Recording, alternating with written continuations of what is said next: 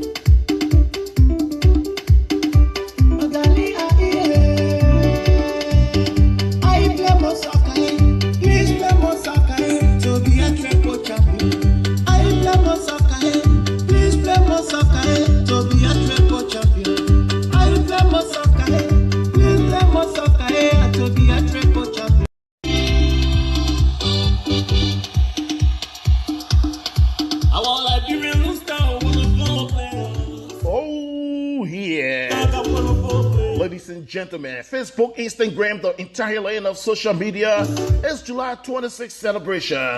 The First State Old Timers Sports Association of Delaware, in collaboration with Delaware Liberian Association, present to you and yours Independence Day festivities to begin with Friday, July 25th ball and dinner. Address is 627 Smyrna Clayton Boulevard in Smyrna, Delaware. Doors open at 6 p.m. Admission is $50 flat. Then on Saturday, July 26th, kickball action will bring face to face the beautiful ladies of Invisible 11 versus the talented ladies of Madabaroa. Right after the kickball game, 90 minutes of soccer action will take complete control of the Brandon Wan Stadium. Invisible 11 RE making plans to stop Madabaroa from repeating history. Who's better than the other? Can Invisible 11 sabotage Madabaroa from repeating history? Who owns the first state of Delaware? Well, let's find out. It's going down on Saturday, July 26th. Address is 1400 Fork Road. That's the Brandon Wan Stadium in Wilmington, Delaware. Doors open at 12 noon. Admission for kids absolutely free. Children is $5 US. Adults is $10 US. For more information concerning vendors plus more, give us a call at 267-312-2745. You can also call 484-470-9204 and 215-704-1606. Right after the game is the after party. Hey, come on, come to party real hard. After party address is 2411 Lancaster Avenue in Wilmington, Delaware. Then the cookout follow on Sunday. It's absolutely free to all. The women of Delaware will bring the food as the gentlemen of Delaware, they have agreed to come with the drinks. Come on, ladies and gentlemen. Cookout address will be announced later. Come and enjoy the Liberian 178th Independence Day celebration with the Delawareans in Delaware. I'm His Eminence G. Francis Torgbean. Hey, come on. Meet me in the first state of Delaware, and I'll be glad to meet you.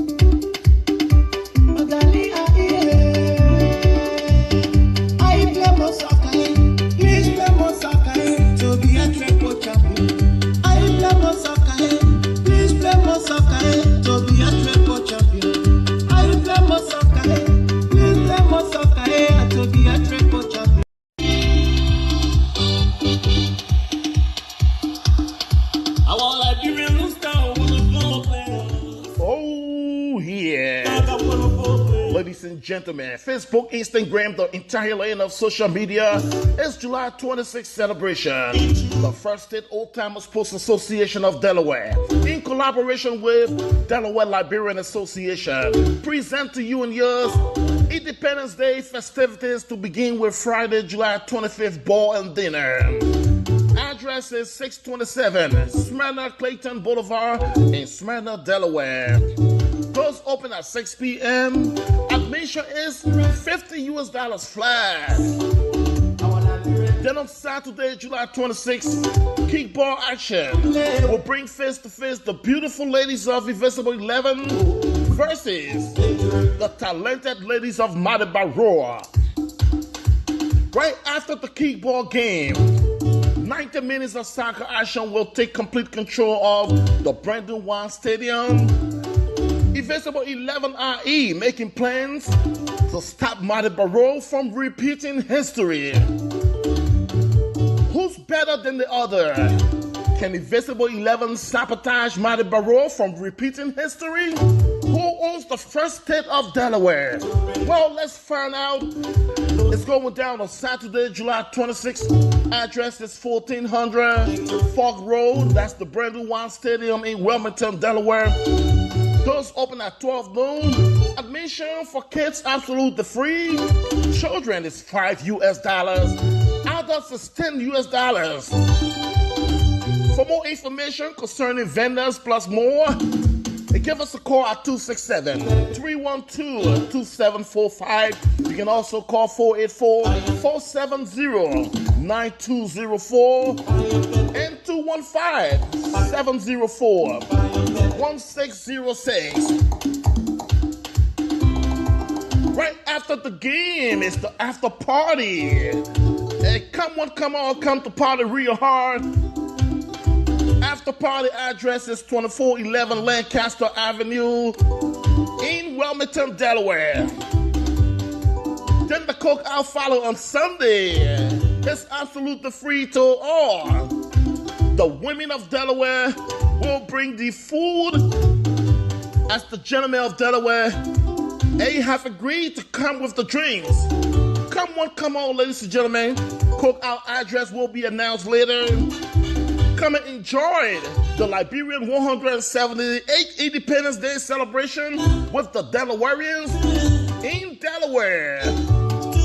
I'm His Eminence G. Francis Torgbean.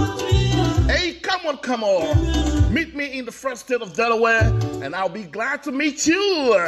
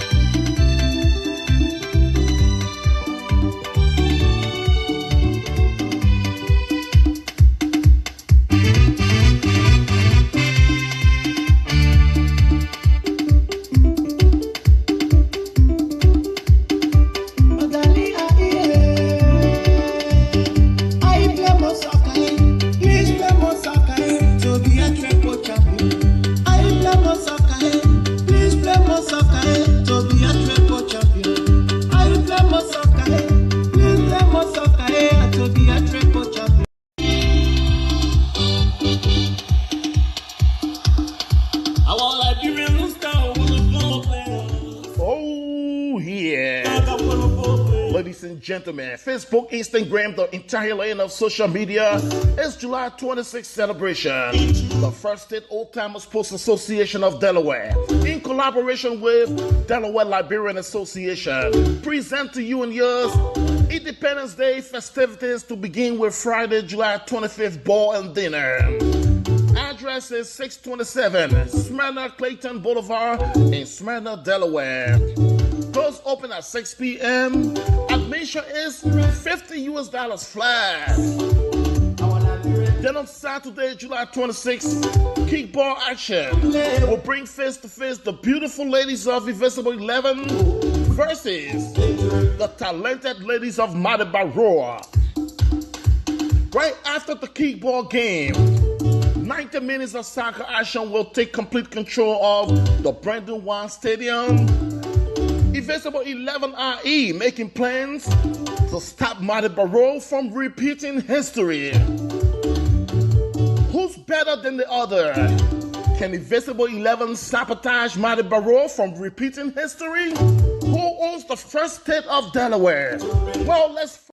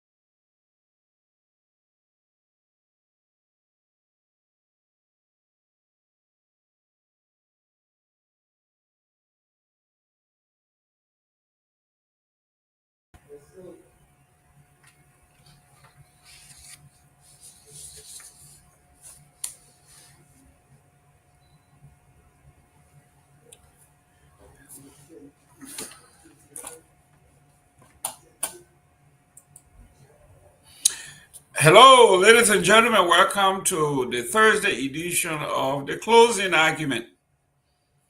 The day is full of news, so many headlines. Hopefully, we can go through them. Let me look at Mr. Yapa calling from Virginia, Central Virginia, Monserrado County. Roland W. Toyi. Yeah, Battery Factory Community, Japan Freeway, Monserrado. David Williams, Colorado, thank you for tuning in. And we got Siliki Tuari. Well, ladies and gentlemen, today, as usual, Liberia is bustling with news. Lots of news. And we are going to see if we can go through most of the headlines. Right off the top, let's look at the Global United Methodist Church to build 241 churches in Liberia by 2028.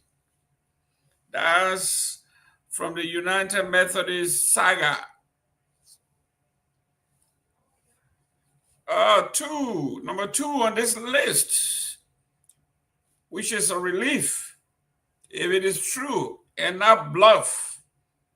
The Liberian Senate halts controversial traffic concession, orders pro into LTMI agreement.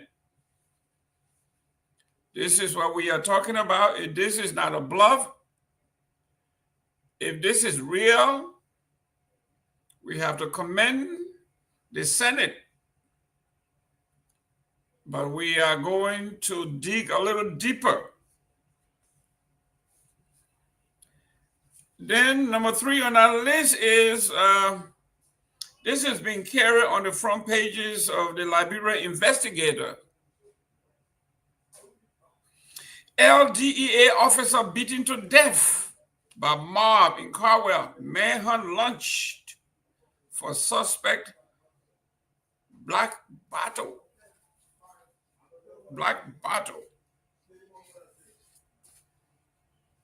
On the front pages of the newspaper, especially the front page Africa, it says here, documents reveal the Unity Party government struck $100,000 severance deal with suspended LTA bosses as incoming chairman denied reviewing agreements. And the front in bold letters says, questioning Burker's corruption fight.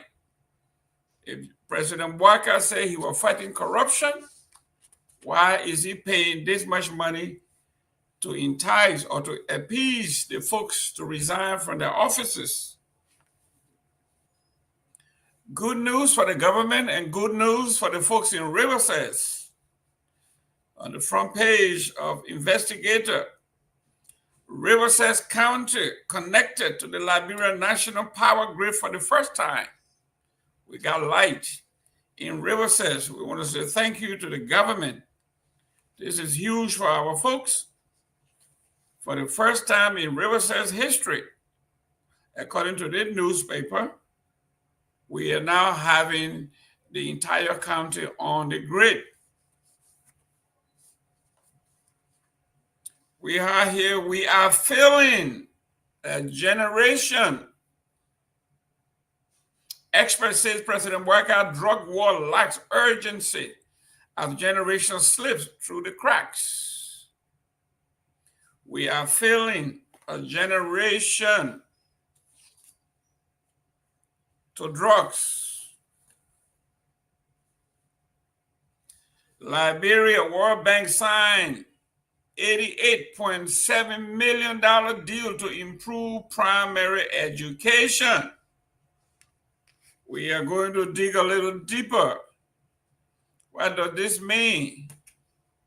Is the money going in the pockets of Liberians? Is it going into what they call their Is that central location or central bank? What? Who's going to supervise this money? We're going to dig a little deeper. The Liberian Central Bank announces holding of monetary policy rate steady to keep prices in check and protect power. This is from the central bank. Mountain response to fatal crash involving company truck. Devastating accident. The picture looks bad. It is not for the faint of heart.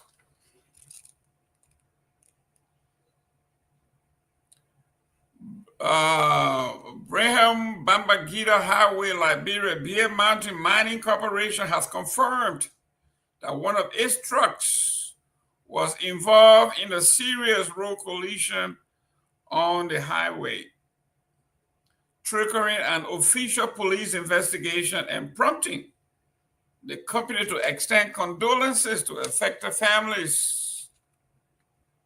In a statement issued Thursday, which is today, the mining company said the truck was transporting supplies to its operational site when it allegedly collided with an oncoming vehicle.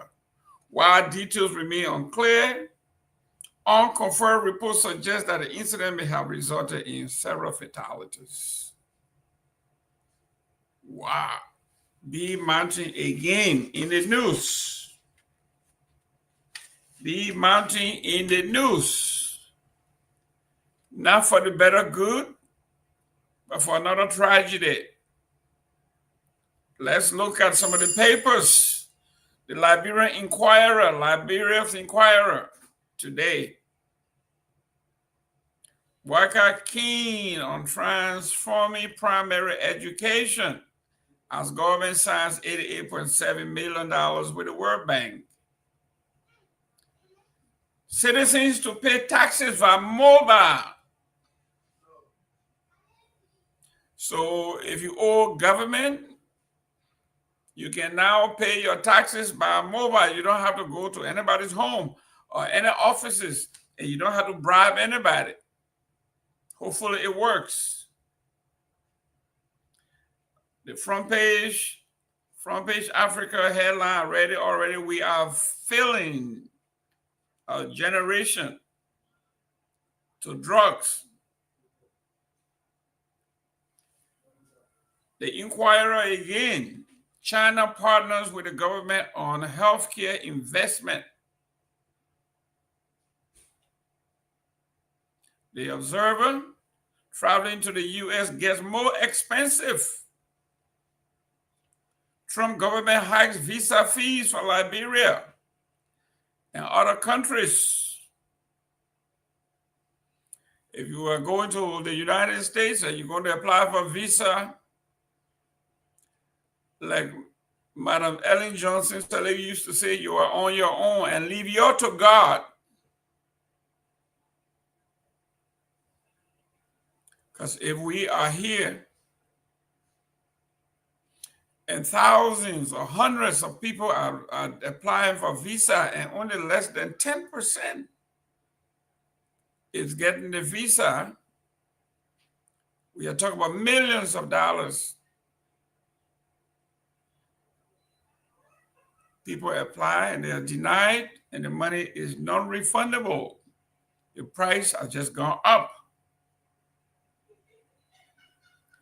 Let me look at another paper here, something that may catch our interest. Underfunding the security sector is a threat to peace, according to the Daily Observer. Underfunding the security. Let's look at our main topic today. the drugs in the Republic of Liberia. I think a few days ago, you heard Honorable Musa Ability say he's a victim.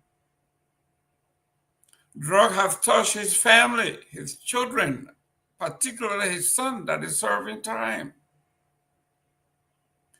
He said his son was given everything he needed.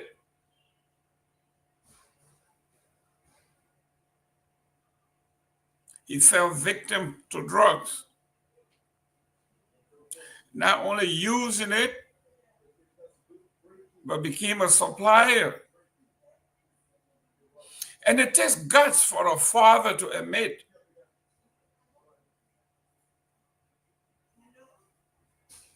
there was very little he could have done for his son. When he got into trouble, he refused to use his connection, to use his wealth, to corrupt the system. So let's listen to what the experts say. Now what I say, now what you say. When they say expert, usually they are looking at data. Drugs. It says here, Boyka's anti-drug drive stalls. President Boyka declared drug a national emergency and pledged more than $3 million. But frontline workers said there is minimum support on the ground.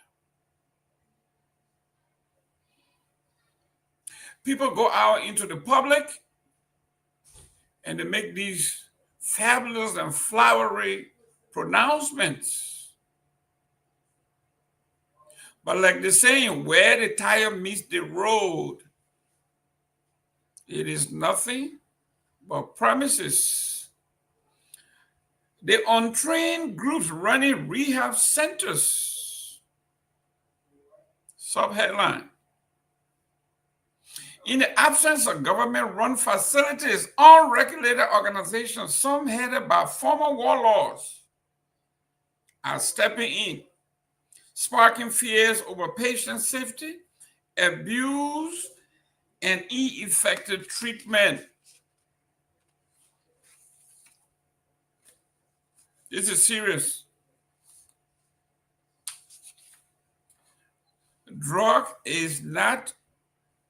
Addiction is not anything that you leave with volunteers or because someone says, I was once a druggie, an addict, so I can remedy the problem. It doesn't work that way. Liberia's youth at risk, with 1 in 5 young people battling addiction, 1 in 5.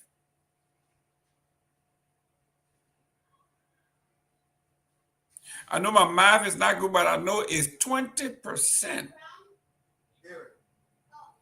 20% of the youth of the Republic of Liberia is battling, fighting addiction. Expert warn Liberia risks losing an entire generation without a stronger national response.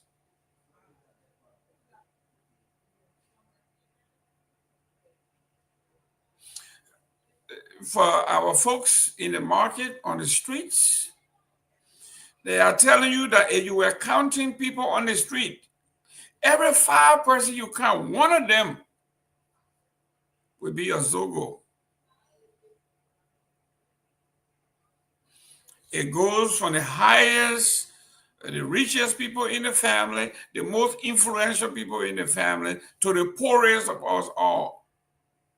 1 in every 5 person. That means almost every household in the Republic of Liberia has someone who is struggling, knows someone who is struggling, affiliated with someone who is struggling.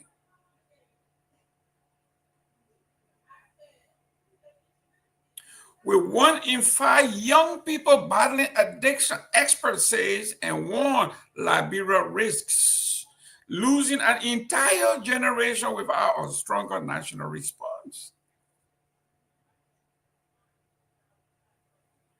This is a beautiful article. Mount Bagley, Johnsonville, inside a fenced compound line with barbed wire.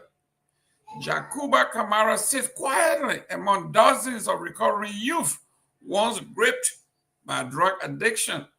After 6 months at the rehabilitation center, Kamara reflects on harrowing life he left behind. The 42-year-old member remembers the stench of the dump site where he lived in Zondo Town on the Bush Road Island, packed with more than 100 users, many of them barely clinging to life with no appetite for food, but thirsty for drugs every hour. People, human beings are living because of the drug. They have no appetite to eat, but to consume whatever substance have gotten into the system. Kamara says he saw many friends died, sometimes as many as 7 a week. That's 1 a day. We put them in a bag and throw them in the river, he says.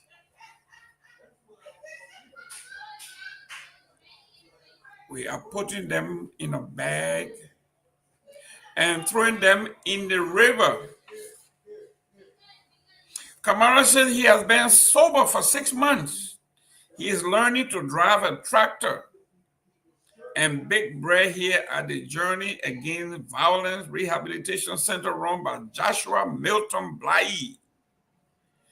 The once brutal warlord General Badneki turned pastor is one of the growing numbers of unregulated rehabilitation centers across the country, charging big fees to dispense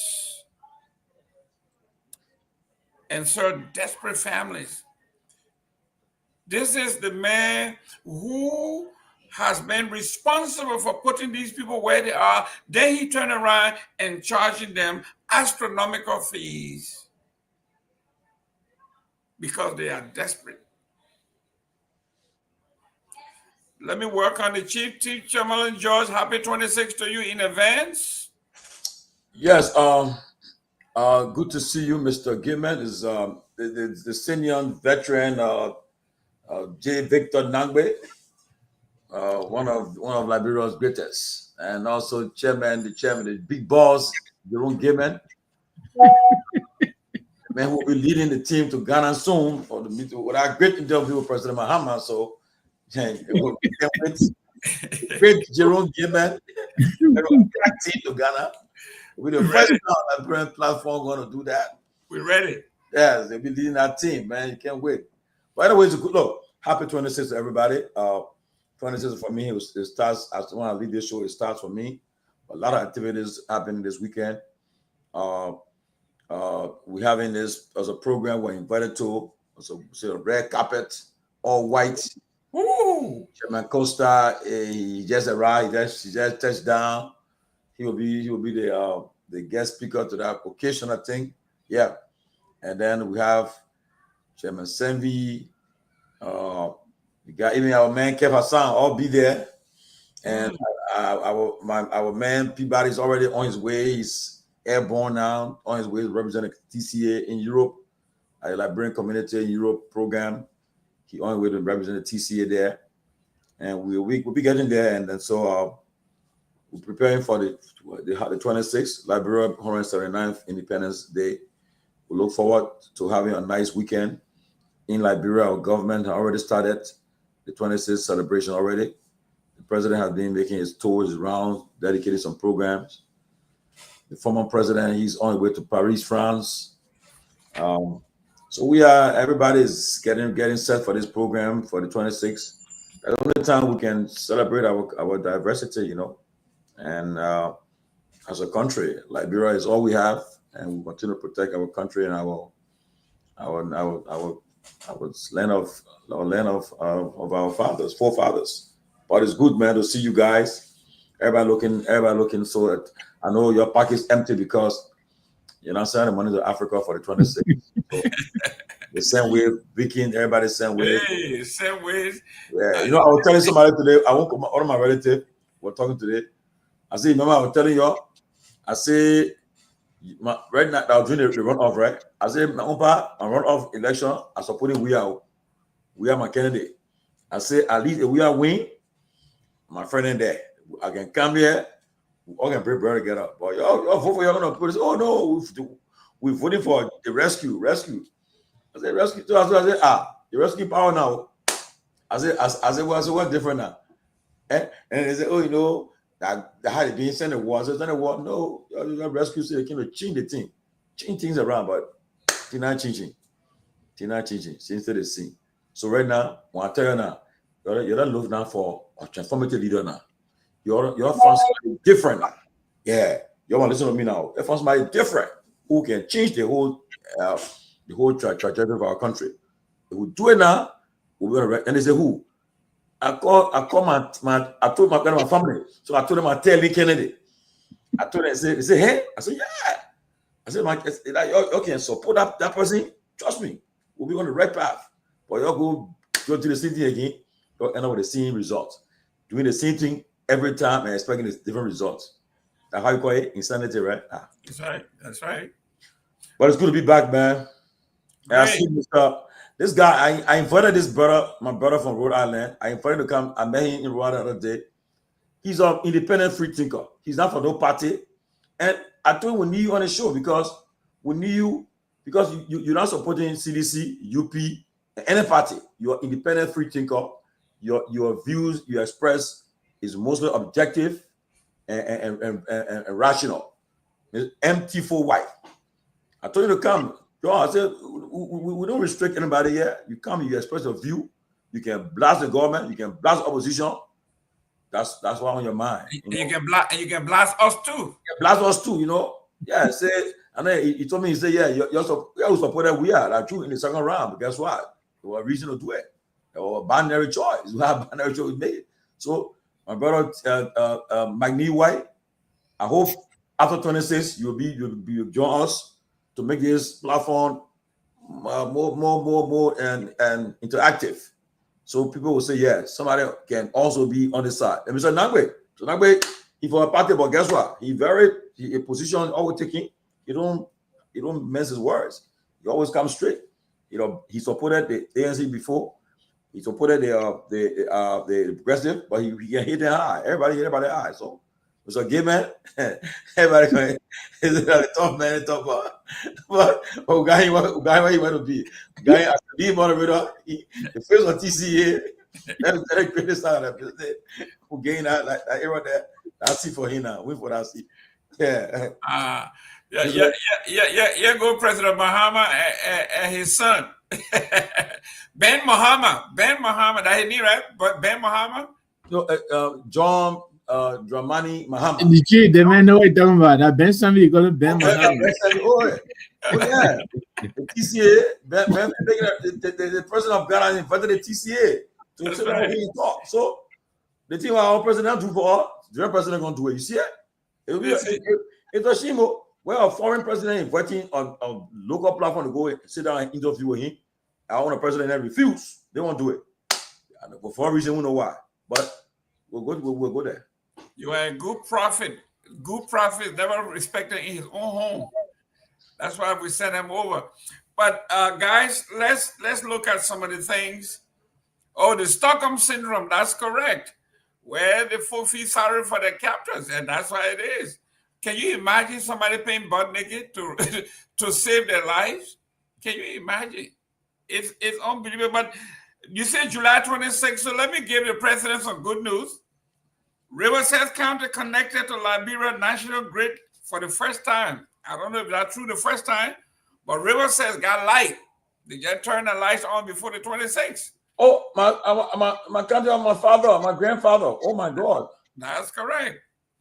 It said as dusk fell over Yakba Town last Thursday evening, a soft yellow glow flickered to life above and the town bustling marketplace. For a moment, time seemed to have paused, Children look up in awe. Elders murmur in disbelief. And the conversation fell into silence. Then a wave of cheers broke out. Strangers hugged. Phone camera rose. Some began to clap. Soon the whole market square joined in the song. We got light. Riverside got light. So this is where we are.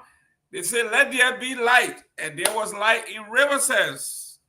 Mr. Namwe, this is good news. I think the UP party, whether they did it or not, this is new. This is fresh. This is their thinking. This is their doing. I think they deserve more credit. The guest ready. So you ready for honor? Yes. Let her come on.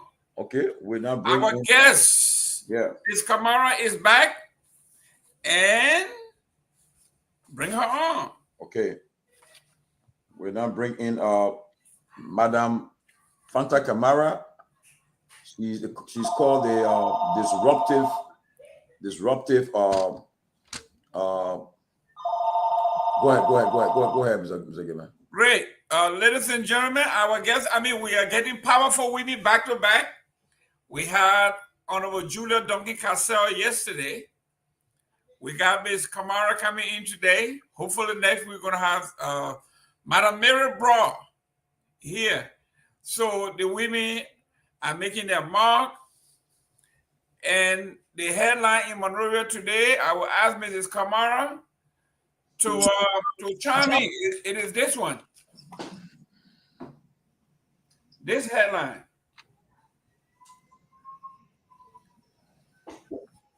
Mrs. Kamara, Fanta, how you doing there, young lady? Hello, I'm good. How are you? Thank you. Welcome back. Thank you. Thank you for having me. It's good to be back. Excellent. With me are Victor Nambe and obviously the chair himself, Tomalin George the First, or Tomalin George I, like King George. It's good to see you for the people, by the people, and of the people. An educated, well-spoken, passionate, someone who knows what she's talking about, how to talk about it. And the last time she was here, she left us at homework. If you were going to buy a book, she was talking about economic affairs. We'll talk about that today, but she's back. It's an encore. We are going to visit some of the things she talked about. And guys, when we talk about advocacy, we talk about outspokenness, we have something that is a little flicker of hope. And this one.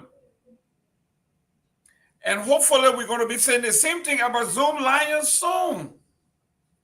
This one said the Senate halts controversial traffic concession. Orders probe into LTMI agreement. We are hoping a few days from now or a week or two from now, we are going to be hearing the same thing. Senate halts. Zoom Lion. Whoever is in the Republic of Liberia, in the city of Monrovia and Painesville to have shortlisted, Zoom Lion needs to be summoned.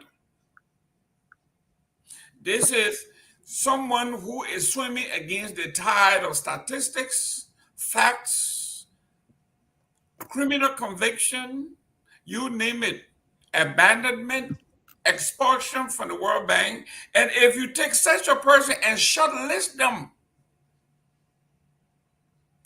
as one of your bests, then something intrinsically is wrong with the way we do things. Ms. Kamara, welcome. Thank you. Thank you so much for having me, Jerome. It's a pleasure. Well, the floor is all yours, your opening remark, and after you have done, then we will go around and ask you questions and do an interaction because we are on this journey with you. Yeah, no, I think we should jump right into it. I think by now the public is a bit familiar with who I am. If not, you could simply just Google my name. And any information you're unclear about, I'm an open book. I'm happy to clarify anything. So I think we should jump right in. Okay, from me, from the last time you were here, a little over a week or about a week, what has happened, what has transpired, where are we? Yeah. I mean, thanks to your platform and every other media agency who has picked up this story, it has gotten a significant following, as it should. Because I actually learned that this story was first reported on maybe in January or February by a Liberian news agency. Forgive me, I have forgotten the newspaper.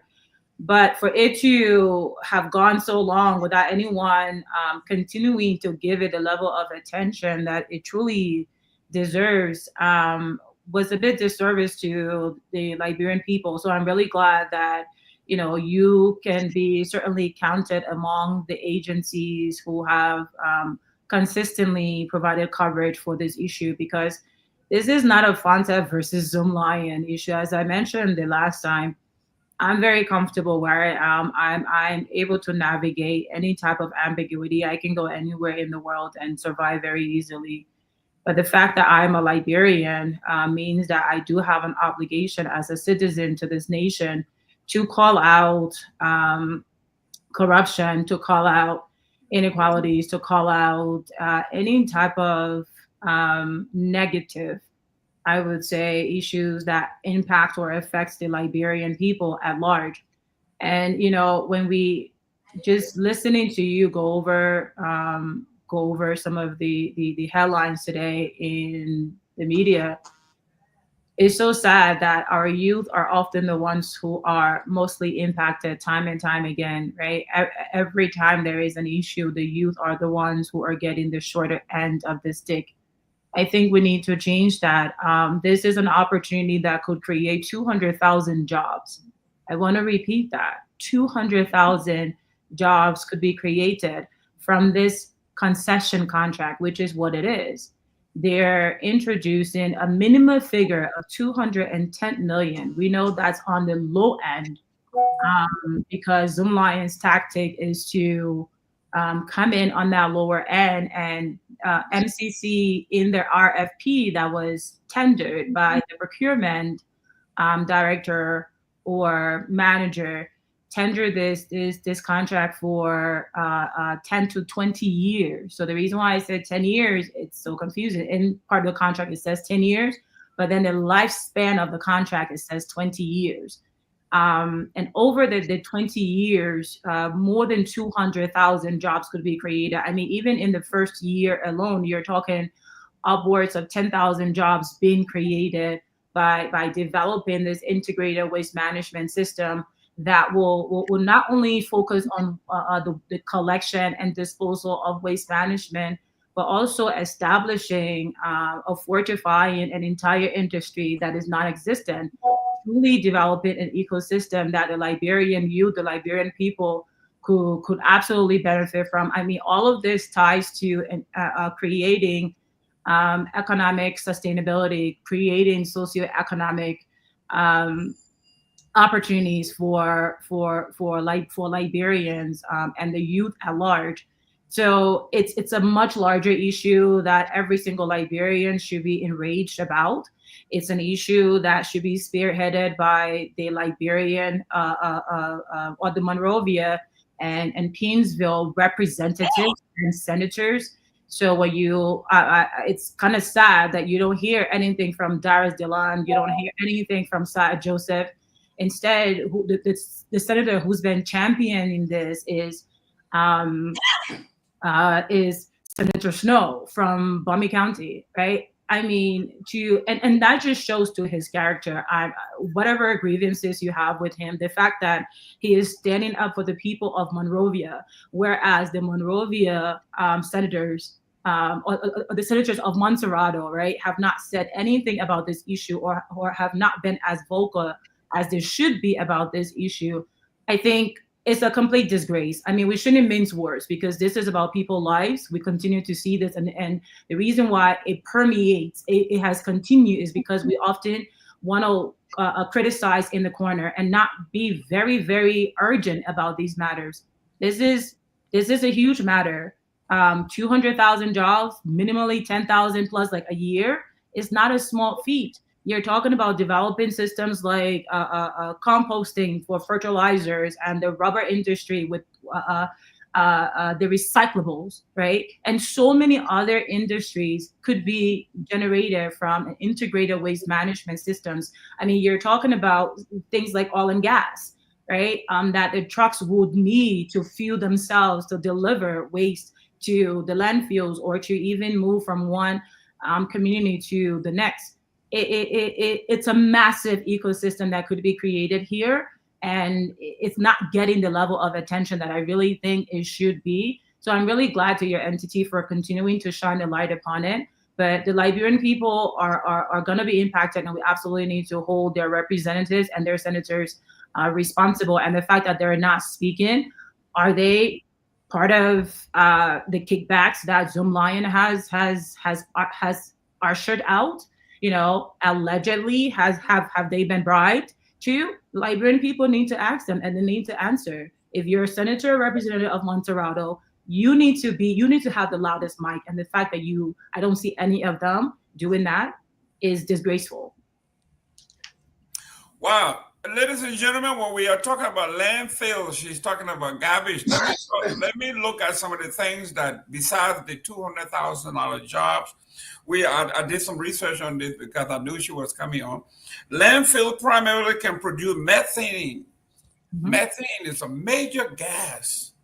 Carbon monoxide, which makes up 90% of the landfill. Other gases present smaller quantities, include nitrogen, oxygen, ammonia, sulfides, hydrogen. I mean, it goes on and on and on. And when we are talking about the landfill, if you live in the West and have seen the activities that go on in the landfill, we are talking about in our county, we got trucks coming in from maybe 3-4 different counties, 24/7. So just imagine we have a landfill in Montserrat or somewhere, and we got if it were done by region, right? And you got trucks coming from Buchanan, from Kakata, from this and that, and coming. We talk about thousands of people that are employed. Mm-hmm. Then we talk about the separation of the garbage from glass to whatever, you name it. It is massive. 200,000 jobs.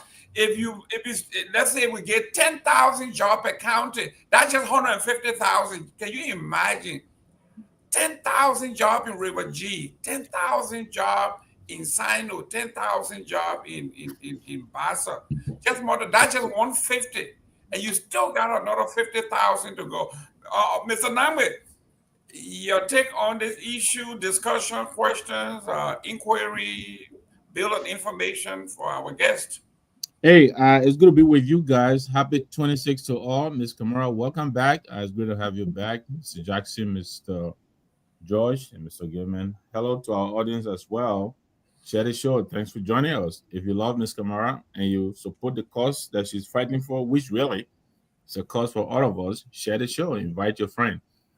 So, let me ask you this, Ms. Kamara, and if you care to speculate, you may do so. If not, that's okay. I'm just wondering, given all that we know now about this Zoomlion, all that you've told us, all that we all have read, this company being expelled or banned from its own mother country, it's been sanctioned here before during the regime of the former president, Madam Johnson, and yet, are you surprised that this Zoomlion is still shortlisted by the City Corporation of Monrovia and the City Corporation of Painesville, and nobody has seen the necessity to pull this bid, and it is still going on, and it could very well win this contract? Does that surprise you at all? I want to say first and foremost, I have faith in God. I have faith in God, and I have faith in the Liberian people. Zoomlion would never win this contract. If we have to shut down the entire country, I will be on the first flight to Liberia to make sure that is absolutely done. If the Senate, the House of Representatives, the government of Liberia do not understand their responsibility to the people in ensuring their socio-economic sustainability, then we will make sure that they understand that. It's so ridiculous to even think that something like that is plausible. I mean, as a government, you should want to create jobs for your people, and any opportunity to do that, you should jump at it. So I wouldn't want to think this government would be that irresponsible to even consider giving this contract to Zoomlion. And look, as I mentioned before, it was absolutely sad that Ellen Johnson decided to collude with Abdullah Sharif and Mary Braw and bring Zoomlion in to Liberia in the first place, and took contract out of Liberian contractors' hands and give it to a foreign company. As I mentioned, and I will say this very clearly, we're not a xenophobic people, right? We are open to foreigners, but come in and invest in areas that we don't have expertise in, right? Come and build our nuclear plants or what have you.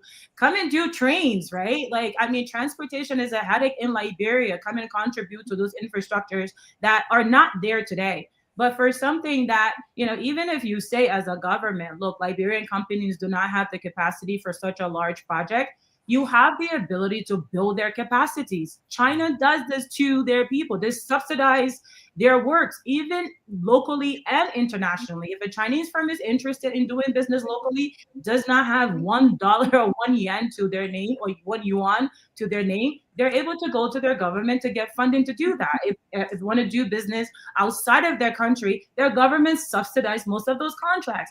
How is it, from Singapore to Switzerland, the US, the UK, how is it that we are the only people who consistently demean our people and think that they are less than, they do not deserve? We have such low self-esteem to think that, no, this contract of this magnitude must not go to a Liberian entity. What type of thinking is that?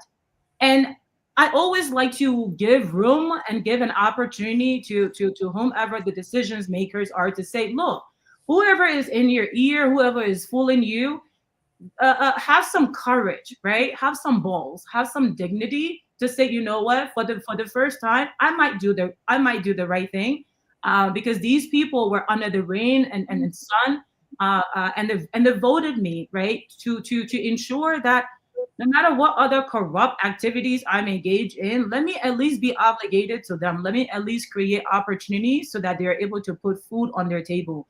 To even consider a company like Zoomlion, even if you're going to bring in a foreign company to be involved into waste management, give the choice to the Liberian companies who would then who would then have the need to select their foreign partners. It should never be the other way around, where Liberians are subjected to the crumbs that the foreign companies leave. And this is not an industry that Liberians do not have the capacity in. I think I've spoken, lengthily about this.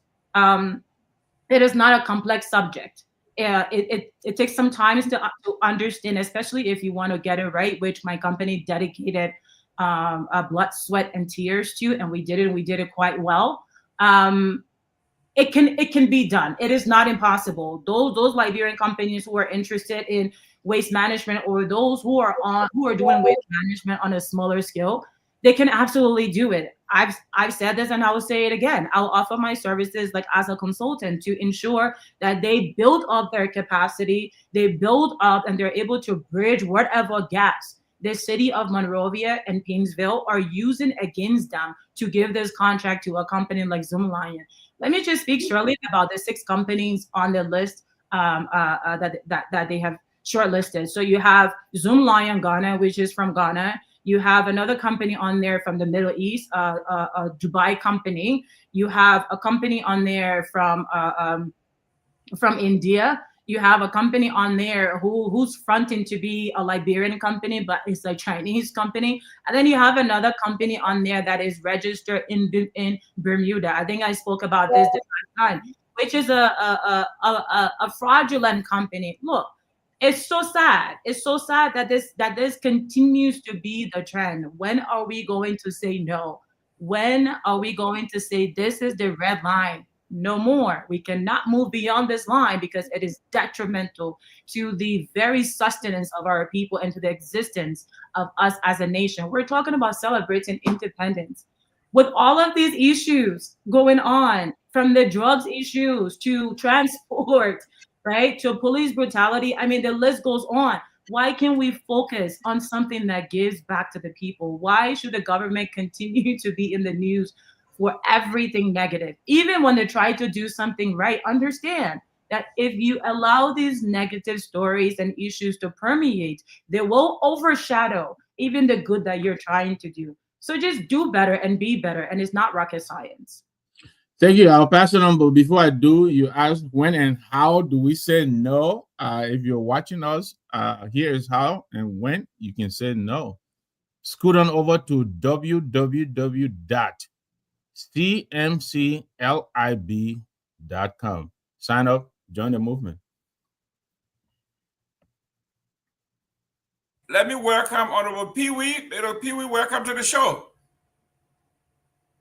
You are muted. Thank you, Jerome. Let me say a wonderful good evening to everybody, including our guests. It's good to be on the show, but I came on the show. I hear the guest firing say we'll shut the country down. No, it's not time to shut our country down, madam. No, we can't shut our country down. What we have to do is that we can do some shelter representations in terms of trying to do the right thing. To shut that country down, the country is already struggling, we can shut it down. But we can move to do a lot of things to ensure that the Liberian people are represented. And if we have the company in the country that can do that job, I think we have to move collectively to ensure that the official, because the power is actually inherent in the people and their mandate and their will instituted those representations. So it's one of the things we can do to at least move the country forward, but we cannot shut the country down. Some of us that struggle in the country for many years, when we hear people say we'll shut the country down, we get reminded that we still have a lot of things unfolding in the country. The country cannot be shut down, but we can constructively engage so that we undo potential threats moving forward to things that can be productive towards Liberian citizens, Liberian entrepreneurs. These are conversations we can have, constructive conversation, not those kind of a counterproductive one to shut the country down. I thought probably you already deal to see the country move forward, but sometimes, yeah, these are things that, for me personally, I thought to just say that, Jerome, moving forward. But it's a very good time to be on the show, and we'll look forward to a very interactive transaction today. Yeah, Go ahead. You call your name. Go ahead. Yeah, I just really want to say quickly. Let me be very clear. I don't mince my words. When I say shut the country down, Liberian youth will shut the country down. This is what you don't understand. Let me because it's not intentionally that sometimes we speak with the accents in the countries in which we have been forced to seek refuge in because of the decisions of your generation. And this is where it gets personal, right? Because Mr. Sylvester, to all due respect, your generation have messed this country up for us. My generation are the ones who are bearing the consequences for the mistakes of your generation. Every single time an issue arises, it often affects us the most. When it comes to medical, when it comes to education, when it comes to socioeconomic, right? When it comes to even the basic necessities of life, your generation is responsible for the issues that we have today. So with all due respect, Mr. Sylvester, with all due respect, when you look at the demographic of Africa at large and Liberia, it is 80% youth. You are in the minority. We are in the majority. We will no longer allow the minority to make decisions for the majority of us that continues to cripple us in our own country. I mean, I don't understand like how else to put this. We can have constructive conversations. I don't know the generational gap. Let me be very, very clear in what I'm saying. The decisions your generation continues to make continues to impact the youth the most. We are the group that are mostly impacted. So therefore, we will no longer sit silent and allow you to continue to make these decisions that impact us and our livelihoods. What is there not to understand about that? If you want to have a constructive conversation, let's have a constructive conversation. We can do that. Let's have a strategic conversation on how to resolve this issue. Let's have a transformative conversation on how to do this. But it's no longer, let's just sit back and, oh, no, don't say nothing about it, man. You know why you summon get? Oh, you know why you summon ball? The reason why there's a drug epidemic, let's call it what it is, a drug epidemic in our country today and amongst the African youth is because there's no outlet for the African youth to express their creativity. We should have innovation centers, digital centers, where they can go and learn and acquire digital skills for this digital era. What is there not to understand about that? And this is the generational gap that we have. We must absolutely bridge it. I mean, that's a different conversation for another day. But let's not mince words. I'm not ignorant in saying that we will absolutely shut the country down if we continue to be the group that are mostly impacted. I'm very absolutely serious about that. And I'm sure every youth out there shares the same passion as I do on this issue. Thank you, guys. 1 minute, ladies and gentlemen. She recommended a book, and it's called The Confection of the Economic Hitman. If you have read it or you have not read it since, let me bring you up to speed. It's a core argument, guys. It's the confection of an economic hitman is the U.S. government. Actually, it's a powerful institution like the World Bank and the USAID uses economic manipulation to create dependence and control of developing nations. The book author, John Perkins, claimed he and others were employed as economic hitmen to deceive leaders of these countries into massive loans for infrastructure projects that they know very well were unnecessary and unsustainable.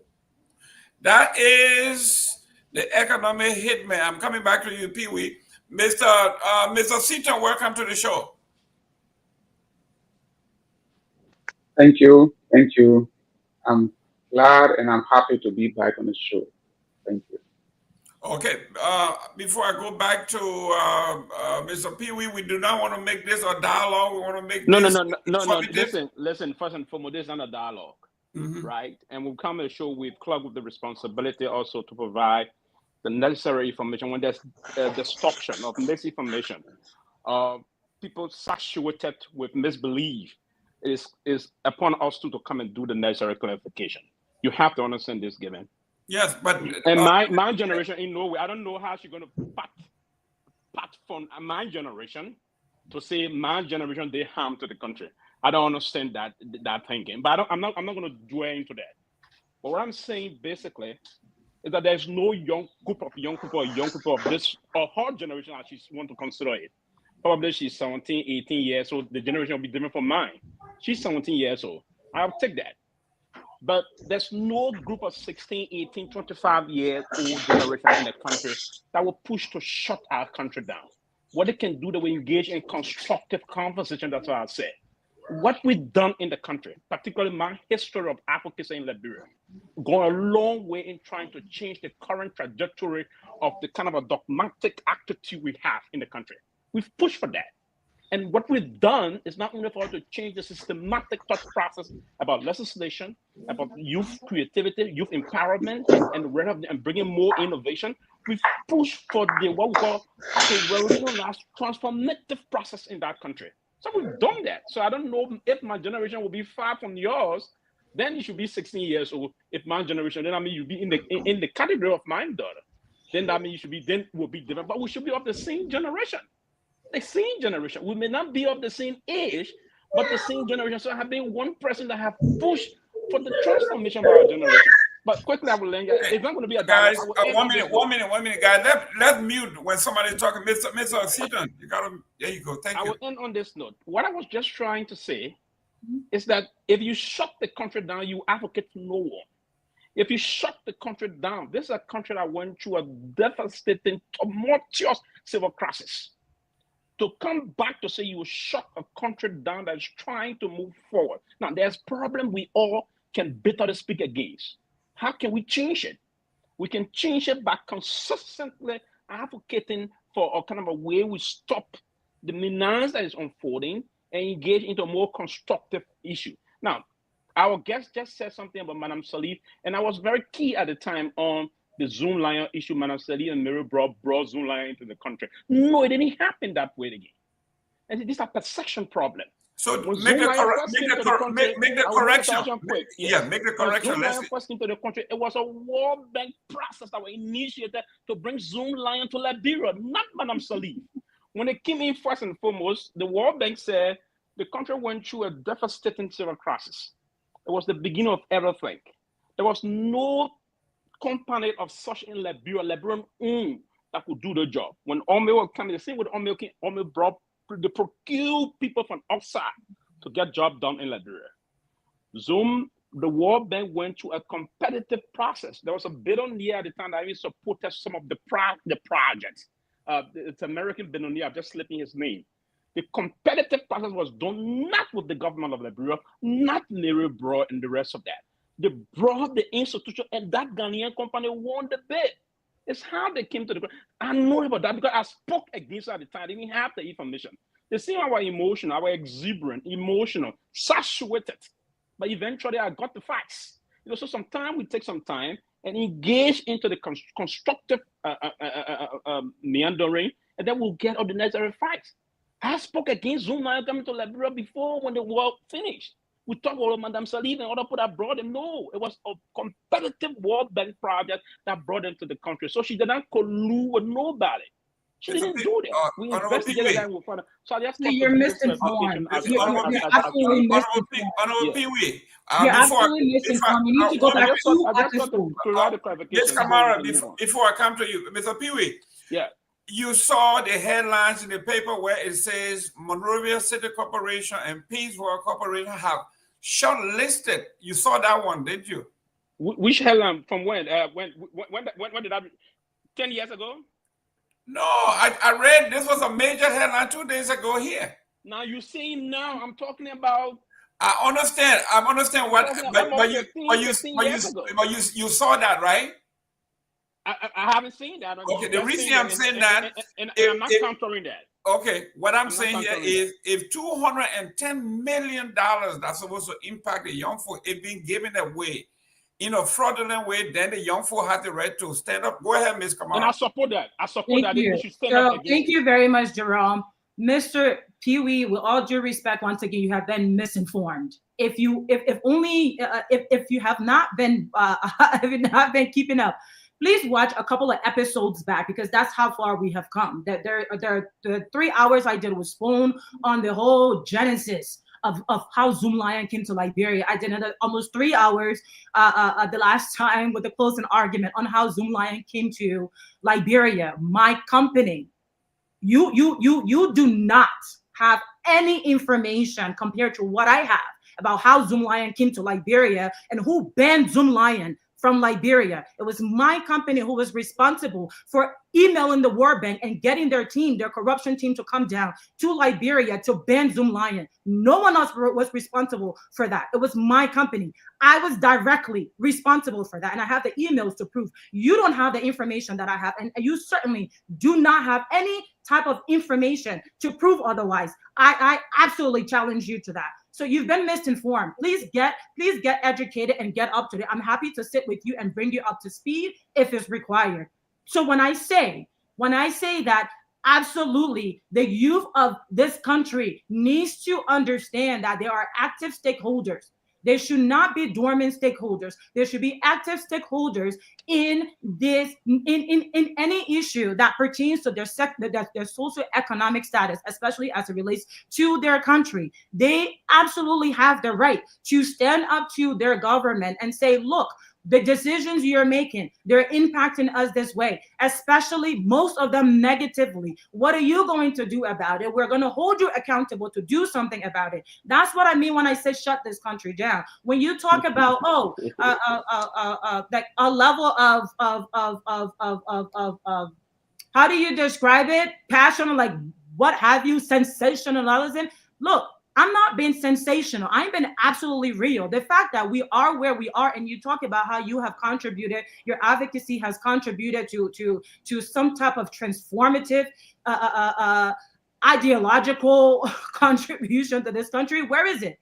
Where is the evidence of it? I can show you evidence of how the work that I have done, the work that my company has done, impacted the lives of Liberians and their socioeconomic status. Do you have the same evidence? Please show it to the audience. I would really encourage you to do that. So perhaps you can pull this over with other guests. I do not take very lightly when I'm being invited to speak about a topic, to not do my research about it, to not understand what I'm speaking about enough to lend my voice. I don't speak lightly. I don't speak foolishly. All due respect. You have to understand this is a dire issue. It's do or die. It's do or die, my people. Like, come on. This is not something we can say, oh, let that talk about it. There is an urgency relating to this matter. The more and more youth continue to be unemployed, they will turn to the devil's doing. What is the devil's doing? Drugs, alcohol, other vices that are destructive to them. We have to be able to keep them busy with employment by creating safe spaces. Or in addition to that, create safe spaces where they can express their creativity. How do we not understand this? It is not rocket science. The youth are less busy. Occupy them. And it's not because they want to be less busy. It's because you people make decisions for us all the time that are negative to us and destructive to us. You have to understand this. These are not, all these issues that we're having today, they're not building nuclear bombs. They're far from it. I can offer, if you were to list each of the issues we're having today, I, from a strategic background and driving actual transformation for Fortune 500 companies in the United States and around the globe, I can draft very simple solutions to solve those problems. If you people are going to continue to talk, then step aside and let us do the work. Give us the resources, and we guarantee you, we will show you progress. This is about practicality. It's not about just sitting and having like empty conversations because we want to be constructive. Let's not use big words to confuse the Liberian people. Let's simplify what we're saying and make sure that it is spoken in reality and spoken with the utmost truth. Thank you. Honorable Namwe, we are talking about when you were a young advocate, when we were out there chasing the likes of the Baka Mafias of the world. The passion was there, the creativity was there. And I think at one time, someone met Baka Mafias and said, you guys advocated for changing this country and look where we are. And he turned around and asked, did you give me state power? Did you give me the chance to prove what I could do? And the gentleman was shocked.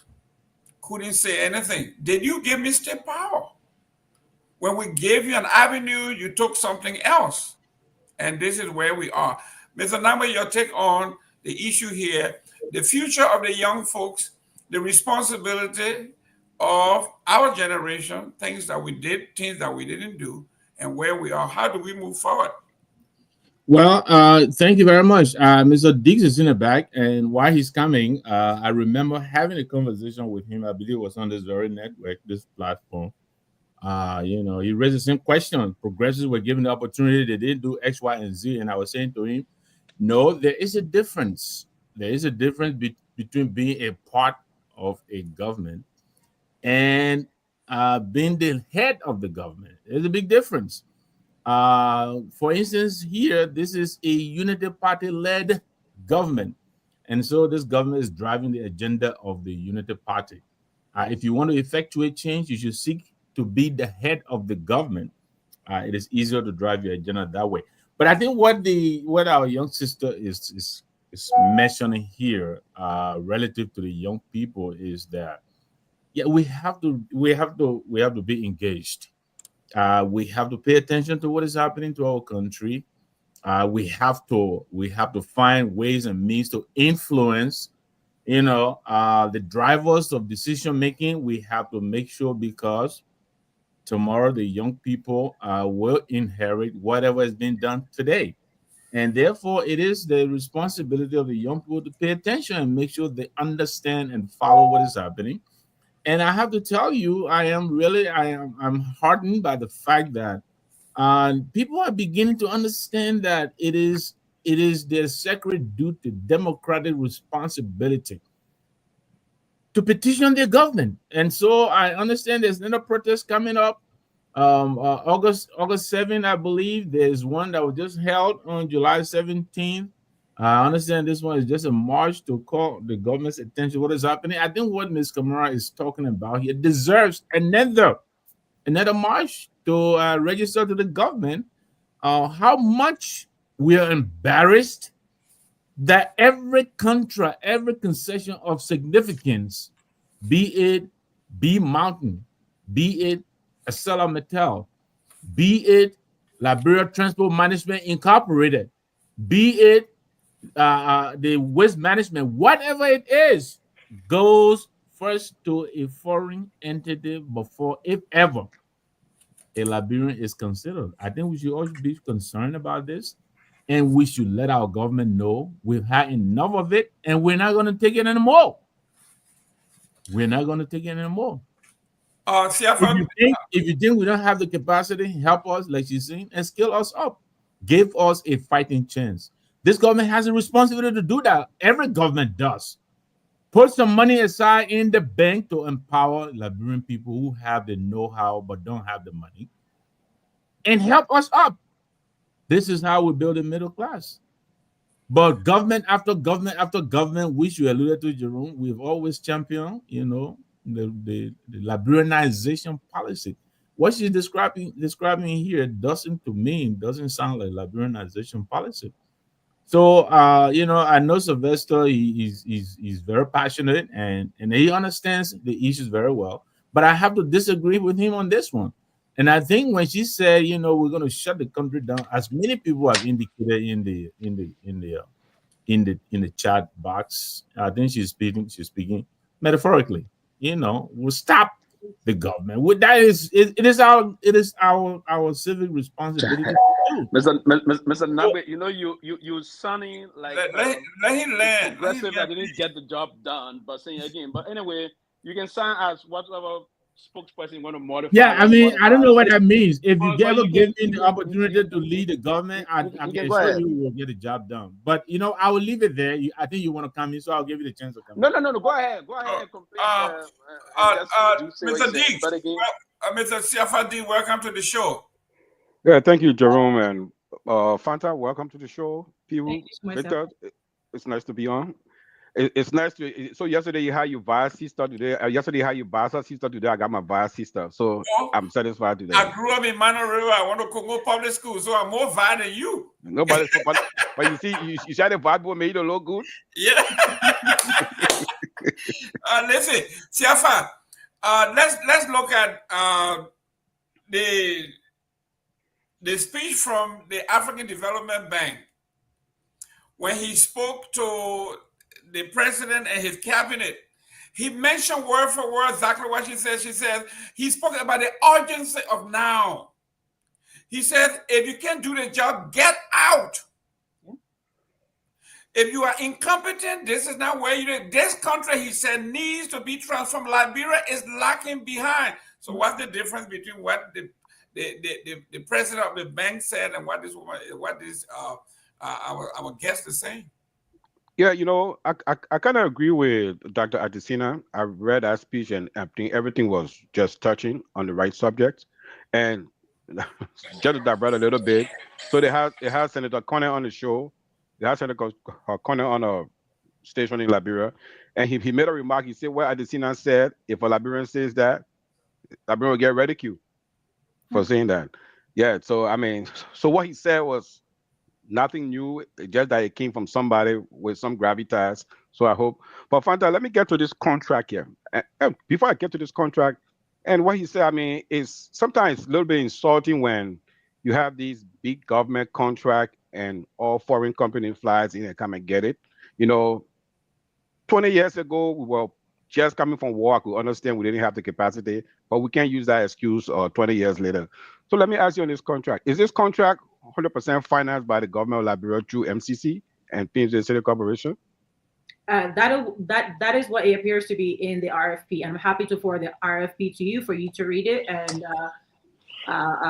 come up with your own conclusion. But that's what is suggested in the RFP. So what kind of contract? So is it a concession for a certain time? 20 years. For 20 years. For 20 years. For 20 years to develop an integrated waste management system. Mm-hmm. And then when it comes to the revenue part of that, so is this company going to be collecting the revenue and sharing it with the city? I will share, because I think I shared the contract. I shared the RFP in the past with Tomalin. I'm happy to share it with you. You will be, your mind will explode. I'm telling you, Safa. And I'm happy to share it with you too as well, Sylvester. And just to make a very quick correction, in 2009, my company entered the waste management industry, right? The World Bank was funded at the time. It was a short-term effort. It was 3 months here, 6 months here, right? When we came in, we corrected all of that, petitioned the bank to extend the contract for a much longer time to ensure that capacity was built. When we pitched that, the World Bank considered it. They extended the contract. Zoomlion came into the picture with Abdallah Sharif. When we went to Mary Bra and we went to Ellen Johnson, who summoned us to her office, she said to us, "Hey, yeah, you're Latina, man. You can't eat principal. I will get one small contract in Buchanan." When we go to look at the relationship between Abdallah Sharif and Ellen Johnson, he's even to this day. This was back in 2009 when we entered the market. Zoomlion was banned in 2013 based on data that we provided to the World Bank of collusion and corruption with the Liberian government and Zoomlion. The World Bank sent a team down to investigate, and the World Bank found beyond overwhelming evidence, right? Substantial amount of evidence to ban Zoomlion. Ellen Johnson called us to her office, and we're thinking, the president called us to make the sacrifices, Liberians in the diaspora, come back home and come help to rebuild your country. We were young at the time. We absolutely took that to heart. We thought it was a call to action, right? As we're preparing to go to the battlefield, and we abandoned our lives, and we came down to do just that. And we did that from 2009 to 2011, 2012, 2013, when we learned that they were going to award it to Zoomlion. When we went to talk to Ellen about this, there was 5 people in the office. Myself, my partner, Mary Bra, Ellen, and Dr. Myean, who was her Minister of State. And he's passed today. If he was here, you could pick up the phone and call him. And when we pitched to her, she said to us, I quote, "Y'all forget Latin, I'll get one small contract in Buchanan." If this was a president who had not colluded with a foreign company, she would say to Mary Bra, "No, what you have done here is absolutely wrong. Investigate this." Or even if not giving her instructions on what to do, she would say, "You know what, I will investigate and get back to you people." He made that decision right there and then. And that's how we knew, because she said to us, "You're Liberia Team here." When my partner said, "No, Madam President, this is about principle." She said, "Well, that principle you will eat. You can't eat principle, man. I will get one small contract in Buchanan." We have not been in Buchanan. We have worked for almost 4 years in Monrovia. And then all of a sudden, this is going to a foreign company, and you want to shut us up, essentially bribe us with a contract in Buchanan, and not chastise the mayor for influencing such an activity. So how is she not a part of it? And that's what I said the last time. If what I'm saying is wrong about Ellen Johnson and Abdallah Sharif, let them take me to court. Excellent. Mr. Dees, in the follow-up, or you want us to move on? Yeah, I got a quick follow-up. So right now, this contract that is going through the bidding process, there's no Liberian company that is part of the bidding process. Zero. Let me say the RFP right now. Put your number. And then but no, my number. I can't say my number on the show. You can contact only for my number. Yeah, get some my number on the show. Tomalin will forward it to you. Tomalin, please forward in the RFP so you can have it. Yeah. Okay. Then let me ask you something. So after it's awarded, is it going to go through? Is it going to go through ratification from the first branch of government? Because if we're going to call that concession, or these are critical important questions. Is it a, I want to answer those questions. Okay, let me find that. Is this a concession or is this a public-private partnership? There's nowhere in there that it says public-private partnership. It says the contract is 20 years. That's what it says. So you can read it. You can read it, and as I said, deduce from it what you might. From my understanding, 20 years is a concession.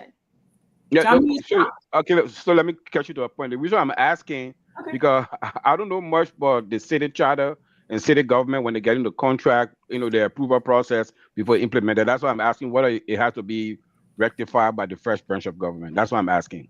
So I mean, if you can find that out for us, that would be great. I will ask some people. Yeah. But thanks. I'll be listening to. I will turn it over to my fellow panelists.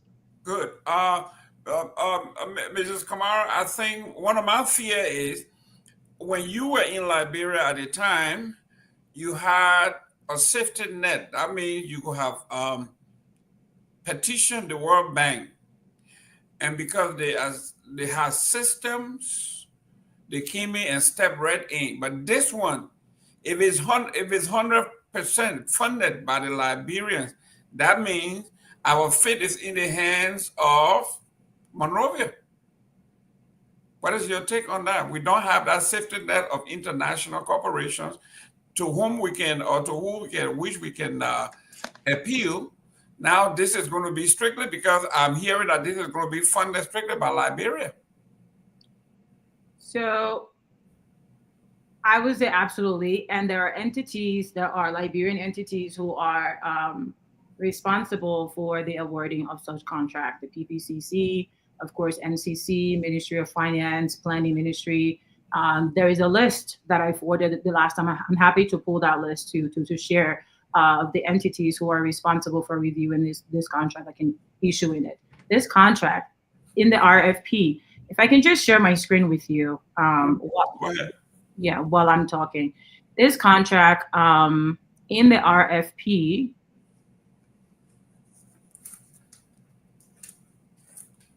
it says,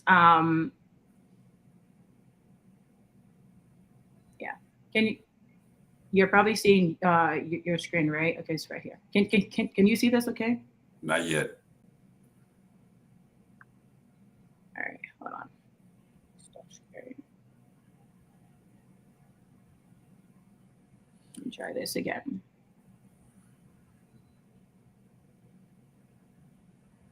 Well, you can just go ahead. I think you can read. Mr. Namwe. Can you see now? No, it has not appeared. Mr. Namwe, my fear is if these contracts are, the concessions or contracts are given by the international community, you can put pressure on them externally to do the right thing by the folks. But if it is 200% in the hands of our legislative body, what can I say? Yeah. And that's a shame. We shouldn't be depending on these international bodies to do for us what we're able to do for ourselves. I mean, we've seen it all over the place here. The former president Guar was told numerous times his government officials were corrupt. He refused to act. And so the international body had to come in and sanction them. I mean, we're seeing the same thing here. And again, like I said, our people are beginning to come out. I hope. Like I said the other day, July 17th was a breaking in moment. They're breaking it in and getting used to coming out and letting their government know. We saw the transport people, and what has happened? The transport concession has been pulled by the Senate. And let's hope that we're beginning to build that capacity to challenge our government and compel them to do the right thing. We have to, because they can't seem to ever get it right, and we'll continue to pressure them. We will not let up. So again, there's another march coming, and I will encourage our people. We need to pay attention, and we need to hold our government responsibility. We have a civic duty to do that. Ms. Kamara, while you're looking for your screen, do you feel encouraged when you see advocates to resort to this? Absolutely, and I just shared like a little bit of the RFP in the chat window. Absolutely. So actually, as I mentioned in the beginning of the show, I'm really amazed by the advocacy of Senator Snowe. He was able to take this to plenary, I believe, last week or the week before that. It was put before the Senate. It was reviewed by the Senate. It was discussed extensively by the Senate. And I believe the decision out of that was to put a stay on the contract. So to put a stay on the tender and summon the mayor of MCC and the mayor of Painesville to come and answer the Senate or justify their stance to the Senate. I'm not sure if that has been done. I will gladly follow up with him to check on the progress of that. But absolutely, I'm encouraged. I'm encouraged, and the fact that the Senate was able to take that action alone gives me hope, right? It gives me hope. And look, when we say that these matters must be addressed urgently because it has significant ramifications for the people of Liberia and people of Liberia, it is absolutely that, because it definitely ties to our socioeconomic well-being. Can we mute somebody? Yeah. I'm hearing Serene in the back. Yeah. However, if we hold on to hope, right? We hold on to the hope that there are still some sensible people among our lawmakers, like, who would stand up and say, no, this is absolutely not right. And I think with Senator Snow's petitioning of the Senate last week or so, they were able to come out of that with a state to further review or to have the MCC mayor and the mayor of Painesville justify why they had taken this stand and put such language in the tender. I mean, this tender is so bad to the point where even the 6 international companies shortlisted, there's no clause in there for Liberian partnership. There is no clause in there for empowering Liberians. There are no clause in there for any type of benefit for any Liberian entity or like what have you.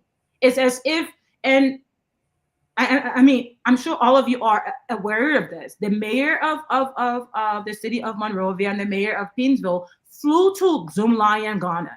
When they came back, this contract was born, or this tender was born. So if that doesn't tell you anything else, it tells you, first of all, they had already decided on who this was going to go to. And it was a charade by adding on the other international companies, like to say, oh, look, we're not just considering Zoomlion, right? Liberians don't have the capacity. So we've added 5 other companies like to the list who are also international companies. I mean, the idiocy like of that, to think that, oh, if you add on 5 other international companies, then Liberians wouldn't know exactly what you're up to. With all of that, we are still very much hopeful that this can be corrected, and we will hold on to that hope. You know, we will absolutely hold on to that hope. And with the progress that Senator Snow and the Senate are making, we have a good feeling that this will not absolutely go through. Now, if all of that is ignored, and they're willing to put our futures at risk, we will make life very uncomfortable for them. Thank you. Pewee, let me read this here. This is the Senate halts controversial traffic concession orders probe into LTMI. It says here, the Liberian Senate on Thursday voted to suspend the implementation of the controversial traffic management concession with Liberia Traffic Management Incorporated, citing unresolved legal and economic concerns and calling for a full investigation into the agreement. The decision came after a motion made by Monserrado County Senator Dara Dillon, prompting the Senate leadership to formally communicate with the executive branch to stop the deal's implementation. Lawmakers voiced their concern over potential revenue losses, reduced public oversight, and the alleged transfer of key government responsibility and functions to a private enterprise.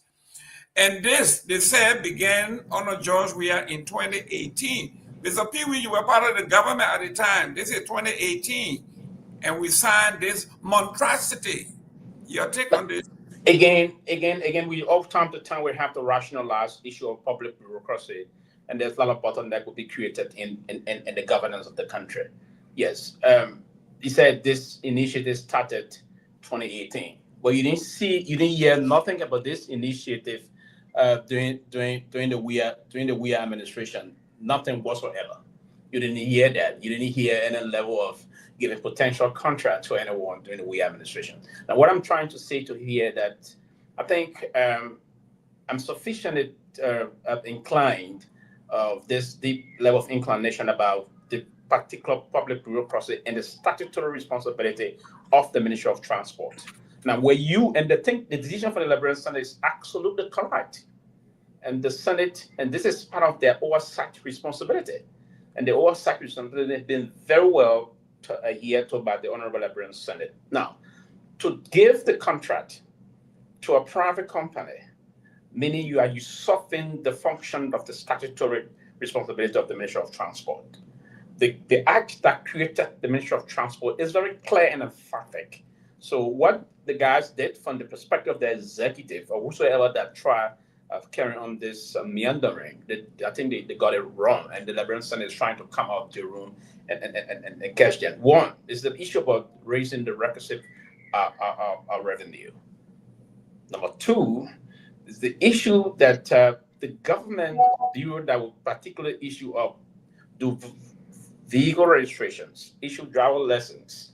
It should be under the supervision of the Minister of Transport and the Deputy Minister that will move in the director of that center that will directly do the supervision. So what the Liberian Senate did by halting this and to further probe this matter is good. And it's important that we government officials or those in government will probe these kind of issues and ensure that there's no violation of policy implementation before moving to have it implemented. And that's what I'm concerned about. So the Liberian Senate coming up is a very good thing today. But you going back, you just want to find some fault here. You going back way 2018. Nothing happened in 2018. Nothing happened in 2018. If the Weah administration meant to have this implemented from 2018 to now, check the amount of years we have. So what I would say here is it's the same. And that's one of the things, and I was first saying when we started, when I came on this platform, it's not like I'm trying to, I'm trying to. Sylvester is done. Come again? Okay. No, I'm telling Jerome, I said when you're done, I have someone on the line. Okay. Not I'm trying to protect certain, and that's one of the reasons I was trying to ask some question about this new deal about the city, the Monrovia City Corporation. First, I didn't hear if it's because of like some question Sefa were trying to ask there. Is this a concession? Where did this particular deal originate? What is the origin of it? We need to understand first and foremost. Did it come from the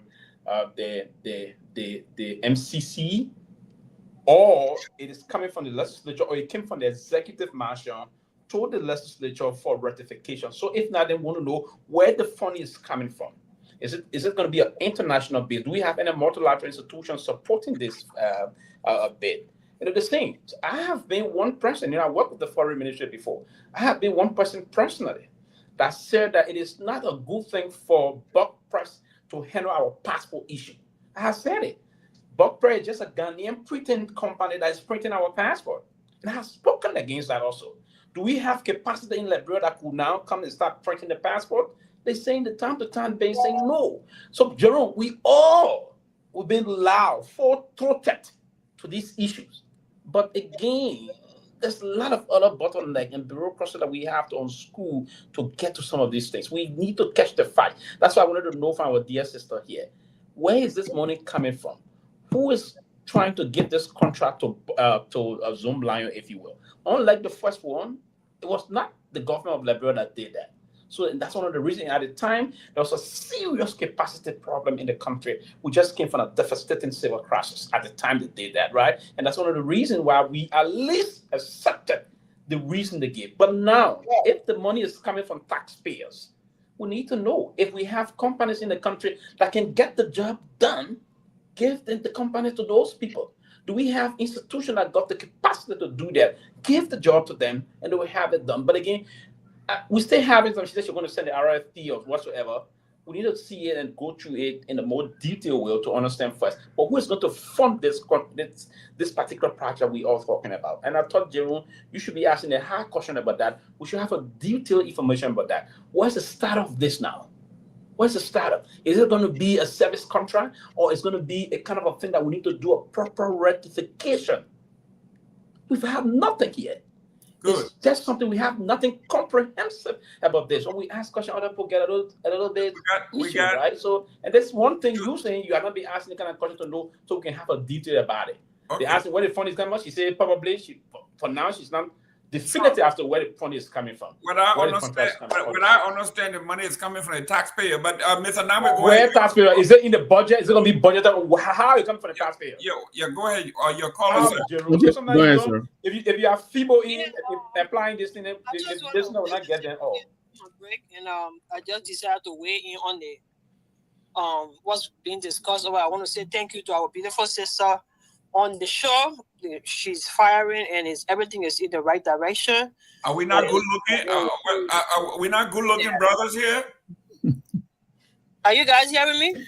Yeah. Are we not good looking on the show too? You left us out. Yeah, but you leave people, man. So I want to say thank you to our beautiful sister. Let me reiterate on the show for her passion to see, our Liberian companies, be empowered. I don't have any question for her. I just want to applaud her for her stand. I don't know why it's so difficult for our governments, because I know it's not only the rescue government, past government as well, to not want to empower their own people. I don't know how difficult is that. You will come and tell these people you came to rescue, or you came to give them hope, or whatever the need is. And then when you get in power, you come and empower foreigners instead of empowering your own people. This is so ridiculous. So my dear sister, I want to tell you thank you. I'm behind you 100%. Okay? 100%, 110%. Whatever it is, let's get behind these people to empower our Liberian companies. This is the right thing to do. They promised our people they were going to rescue our country. It is part of the rescue to empower our Liberian people so that they can have jobs to do. They sit around here, they say they're going to go open on different things in other counties, or passport days and passport. If the people don't have jobs, how are they going to even go register and pay for passports? Is someone not thinking here? Give these people something to do. But you running all over the place. Oh, we're dedicating that. Our people are jobless. How are they going to access these facilities? It costs money. So I want to say thank you, my sister. You are right on point, and I'm 100% standing with you. Thank you. When you coming back from Liberia, you waiting for the protest? Mr. George. When you coming back from the protest? Please, take care. Tomalin. It says here, Maryland County binding question why the agreement reportedly signed under the previous administration had not been implemented. He pointed to inconsistencies between two versions of the contract. One takes total control out of the hands of the Liberians, out of the Ministry of Transport that's supposed to do supposed to do all of those things, licenses, and one gives it to a foreign entity. Now, if people didn't stand up because you saw a woman got beaten at the protesting, she bled for this cause. And finally, people joined her. The power of one.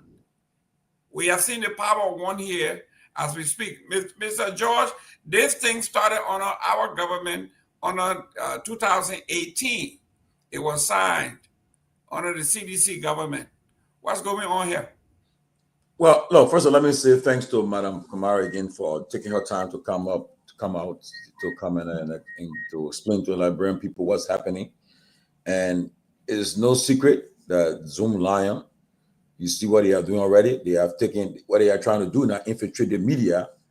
I saw the Spoon folks in Ghana. They're in Ghana, doing a promotion of Zoom Lion. The sort of promotional thing they were doing is obvious that after Madam Kamara appeared on the Spoon Network, the next day the Zoom Lion guy was on the Spoon Network, and the next thing we saw, they have been promoting Zoom Lion, and they go and all that was Zoom Lion is involved in getting them there to make sure they promote them and so forth. But President Boyka, Vice President Kuhn, all of you who ran on the arrest agenda, these people are trying to undermine your agenda. You said you were going to do things differently, give Liberians opportunity to control their own economy and so forth. Except where a Liberian waste management company does not have the capacity to do what Zoomline they're asking them to do. Then you have a reason to say, well, we can bring in someone to do it. But you cannot have Liberians company that can do it, and then you leave them and select a foreign company. Like she said, she's not being trying to be discriminatory or whatever the case. No, we Liberian welcome foreigners to come and do business there, but you must prioritize Liberian first. You can't go in Ghana, and in fact, look, you can't go to Ghana and you have the Ghanaian will subdue their citizen for you. No, they'll prioritize them because wherever the capital will leave in a Ghanaian economy, it will help the economy. So we also lend our voices to Madam Kamara, to ensure that the Liberian company are given a prioritize. If there's no Liberian company they have a company that lacks the capacity, then we'll say yes. But you cannot leave Liberian companies there on the ground and try to go after a foreign company next door to bring them to do what we can do. So that's what she's been advocating for. And it is true the World Bank were involved initially, but at the time, but then when they realized that there were a lot of stuff going on with this company without performing the way in which they should have done it on the 2 hour before people start getting involved. So it's important that Senator Snow and others have raised the issue and to ensure that this particular company is not giving this contract over a Liberian company. So we should ask the tough questions to Madam Kamara. It's true, I welcome it. Let her address the questions, but at the same time, we should lend our voices to help ensure that Liberians are given this opportunity, not to have a foreign company. What are they trying to do now? Infiltrate our media, infiltrate the company. Next thing you'll see, all the people who start praising them and giving them false recognition, and that's what we shouldn't allow to happen. It's because you want Liberian community to be involved. You want to create that Liberian middle class you talk about. So this is where it starts from. So I join her and also calling on the government not to allow this to happen. Well, I know this will not stop us from going to Ghana. We'll still go Ghana. So. We love Ghana. We love Accra. I have frequented Accra and Ghana so many times. Jerome, for the record, let me state here if our dear sister, I understand she's been very proactive in terms of the advocacy and all those things. But let me say for the record, if we do have the requisite waste company in the country, or if our business or company got the capacity to do this job, there's no need whatsoever. And someone can never come on this kind of a platform anywhere in this world to front for a Ghanaian company or a Liberian company that is competent. Welcome to the tribe, Sylvester. No, listen. And we want to make this clear. As a matter of fact, there's another. That's the foreign minister there, the dean of the cabinet. There's another. Let me say this so you also, Fanta. There's another Ghanaian company that I spoke against, but the only reason why at the time I was not very loud because I was still with the foreign ministry. Our passport that we use, you and myself we use, right, in Liberia. There's a Ghanaian company that's producing our passport. They call them Buck Press. Buck Press is producing our passport currently. They've been doing that for I don't know when. We've been pushing for other people. I mean, do we have a kind of a major printing price of Liberian institution that you can train, get the capacity to do that? Yes. Buck Press is handling our passport. Would the Ghanaian ever accept any Liberian company to do their passport, national security instrument? No. That's not national security instrument. I just want to make that clarification. Our ballots, the ballot we use for voting. We print it from Ghana. Why would you do that? Even look from Ghana. So we have, and I agree with you when it comes to that massively. We have to change it. It's just the way we want to go. We have to change it. I'm not serious. No. We have a brand waste company. You can't bring Zoomline to come do waste job in that brand. No. Let me give myself as an example. I have been running a business here I just celebrated my 25th anniversary. When I bidded against the school district, as a minority, I didn't have the capacity. But they made sure that I build capacity. They work with me. They help with my with my accounting department, my auditors that we needed, that were needed, came from somewhere else. The bookkeeping was set up. Everything was the bill market. And 25 years later, we were just celebrated as one of the most successful minority business. They build market capacity. They didn't just say, listen, you're too small, you can't compete with the school district, blah, blah, blah, blah, blah. So what I'm saying here is, Madam Kamara, if a small insignificant in the eyes of the folks, because as you were listing those who are shortlisted, there is no Liberian corporation there, none. Are we all willing to help build capacity for a Liberian company that may come out and say, you know what, I'm a 1 or 2 person show, but I have the idea, I have the know-how, I just don't have the capacity. Can you help build the capacity? To answer that question in the short form, absolutely. Yes, without absolutely any doubt. Let me just go back to something that Tomalin touched on, because I've been toiling on how to best target this. And I think those who know me knows when I take on an issue or when I'm engaged with an issue, I'm absolutely dedicated to it 1,000,000%. And I think that's how a human being should be, a credible human being should be. This issue with Spoon and Stanton Witherspoon, all of a sudden promoting Zoomlion, it's a one of grave concern. The media, sometimes some people just have a platform and they are very confused on whether they are influencers, like social media influencers, or they are actually journalists. And I think we have to, who are true journalists have to call them out, because they're essentially infiltrating your profession and absolutely giving it the worst impression and worst reputation. If you're going to be a social media influencer, you have no type of standards you have to uphold. You have no level of integrity. You're pretty much for sale. Anyone can buy you, sell you at any time. Like you're at the disposal of whoever has the cash to engage with you in that manner.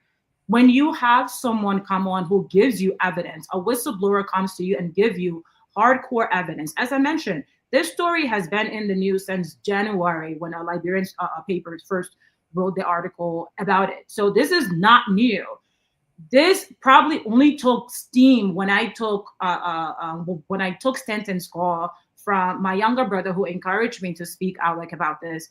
And I took Stanton's call on coming onto Spoon TV and letting the Liberian public know about my involvement with Zoomlion, how I was engaged with Zoomlion. I provided Stanton with credible evidence of my company directly reaching out to the World Bank and submitting a whole letter of grievance.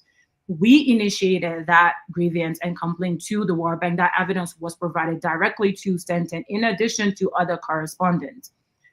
The response from that show was so massive that Stanton then leveraged that to go and negotiate for bribery with Zoomlion. I'm not even going to say allegedly, because I also encourage him to sue me.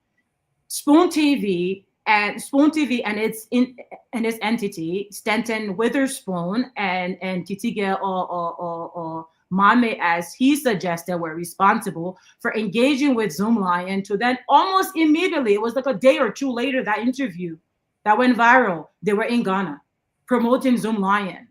And speaking of how fantastic Zoomlion is, this is an entity. If you have no sense, if you have no integrity, if you have no shame, when you just have to do a simple Google search to see that Zoomlion was banned for corruption and bribery in Liberia against the Liberian people, and Zoomlion had so much evidence against them that they themselves. It's one thing when you say, let me see, and you have no evidence, and the man say, I didn't do it. It's another thing if you say, the man steal, and you get so much evidence, and the man have no choice but to say, okay, yeah, I steal. Zoomlion admitted to the World Bank to be engaged in bribery. This is not an allegation. This is not a Fanta versus Zoomlion. I want to make this clear. Zoomlion admitted to the World Bank of engaging in bribery to the Liberian government. Okay, you know this, and then you have a whistleblower come on, or you have someone like who's very much willing to face the public and face whatever prosecution or whoever a naysayer that will want to push back on my story and my experience to say, okay, what she's saying is not true. I encourage them like to say that because I can absolutely challenge any one of them. But I provide you information. Then all of a sudden, Zoomlion flying to Ghana and you're doing promotional videos for Zoomlion. I did not want to jump to conclusion. So I sent a message to Stenton. I said, Stenton, I don't want to be, I don't want to jump the gun. Explain to me what I'm seeing here. When I spoke with Stenton, he said to me that, look, that Titi and Mame in Liberia, you know, the Liberia office, and they said that we are a business. They're not going to turn down business for anybody who bring money to pay for their business. So you have betrayed the trust of the Liberian people as the fourth element of the state, right? The fourth element of the state is the media. So now you have completely eroded that trust that the public has put in you as a media entity who often disseminate information to the broader public of what's happening. So now they can't even trust you because you're for sale for anyone who can buy you. It is disgraceful. It is despicable. And I'm absolutely working on a complaint to formalize this complaint like to the LSCC and to the Liberia Press Union. If the press union is going to sit there and all these serious journalists who actually are serious about journalism will sit there and let a charade, a joke like Spoon TV and Stenton Witherspoon be for sale and attach their credibility to it. All those who are on his panel who attach their credibility to it, it's a shame. It's a shame because this man, as we already know, is a federal criminal. I mean, not to even get into that. That's old news. But to proud himself as a journalist, and for all of you who are actual journalists to accept that, is also disgraceful because when there is cancer amongst you, you should cut that cancer out. Cut Spoon out. Cut Stenton Witherspoon out, and his entire entity should be sanctioned like to be answerable to the Liberian people and the LSCC. They should be investigated. And I absolutely want this to go as far as possible. I do want him to sue me as well, because I'll be glad to ask for discoveries, which will include every communication between him and Zoomlion, every communication between their Liberian office and Zoomlion, and exactly how much Zoomlion paid them to sell out the Liberian people. So I'm calling for a boycott of Spoon TV. Do what you want to do. In terms of the second issue, like just quickly, what the people don't understand, what the government don't understand, as a cybersecurity professional, as a technologist, something of data security is absolutely, it's so important. In fact, companies spend billions of dollars to protect their data, to protect the data of their customers, to protect the data of their people, their infrastructure, state secrets. And you give, and you are comfortable giving that to a foreign company who has access to beyond confidential data. We're talking name, address, birthday, birth certificate. The opportunity for that to end up on the black market is significant. For a Liberian to one day be traveling through an airport, in an international airport somewhere, and be pulled to the side for identity theft is very, very real. So Liberians should be very concerned about, we're not just talking about foreign companies coming, managing certain sectors. When that sector involves data, Liberian people data, it should not go outside of the country. It should not be given to a foreign company, because Liberians, once again, are directly implicated and the ramifications are severe. Identity theft is real. It's real. Yes. We can't take it lightly. Mr. Seaton, Yes, sir. we are talking about data here. We are talking about Mr. Seaton traveling to the United States or go to Great Britain, and then they tell you that another Seaton just went by, you impersonating somebody.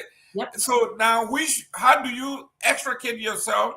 Or Seaton just came by, and now you say you Seaton. So hey, you in there. This is what we are talking about. Thank you. Yeah, thank you very much. Before I answer that question, let me just push back on what my dear sister Fanta stated with respect to uh, the Spoon Network running a public relation clip for Zoom Lion. It is not strange. It is always done as part of media practice. As a media practitioner, when you come to me, you bring an allegation. The first thing before I publish, I go to the person you accuse to find and say, look, hey, Fanta said this. What is your side of the story? I gave Fanta side. I gave the accuser side. The public is the judge. Now, if that accuser turn around and say, hey, look, I want you to do a public relation campaign for me, we'll pay you for that. That's part of media work. So what the Spoon Network is doing is nothing wrong. You went there, you accused Mr. Zoom Lion. Can I ask you something quick before you move? Hold on, I ask you something before you move. Yeah, go ahead. I don't want to forget. Citron, a point of correction. You go ahead. Yeah. A point Now, of inquiry. if the both sides you said you're going to hear from both sides and publish, and the public going to be the judge. Yeah. But I want to find out from you if you get the side that coming to you for public, you knew very well that side is doing the wrong thing. Will you say publish it? Well, it is the public that judge, not you. No. Because hold on. As a journalist, as a media institution, you don't take side. You give everything to the public. Let it be the judge. You have taken side. Yeah, but you see, because if that side come back to you and say, when you do media work for me and pay you and you're doing the wrong thing, it's bad journalism. Let me just put it this way. Yeah. While you don't understand about the media has some specific rules to play. Let me finish. The job of the media is to inform, educate, entertain, and influence. Mr. Santo, don't lecture us. We know the job. No. I understand. Now. So what I'm saying, I'm not defending Spoon Network. Let me make it clear here. I'm not defending Spoon Network, but what I'm saying, don't spread fake news. Mr. Sita, go ahead. Okay, if the Nazis came to CNN and say, we want you to promote our Nazi philosophy. We need a whole hour. We're about a whole hour to run Nazi propaganda. Yeah, that would be counterproductive. Yeah. When you say, well, that's part of the media, will you do that? No. Here's the thing. Don't justify it. Hold on, let me finish. It's making you look bad. It's making you look really bad. Hold on, let me finish. Let me finish, man. Let me throw this in there. Let me just finish.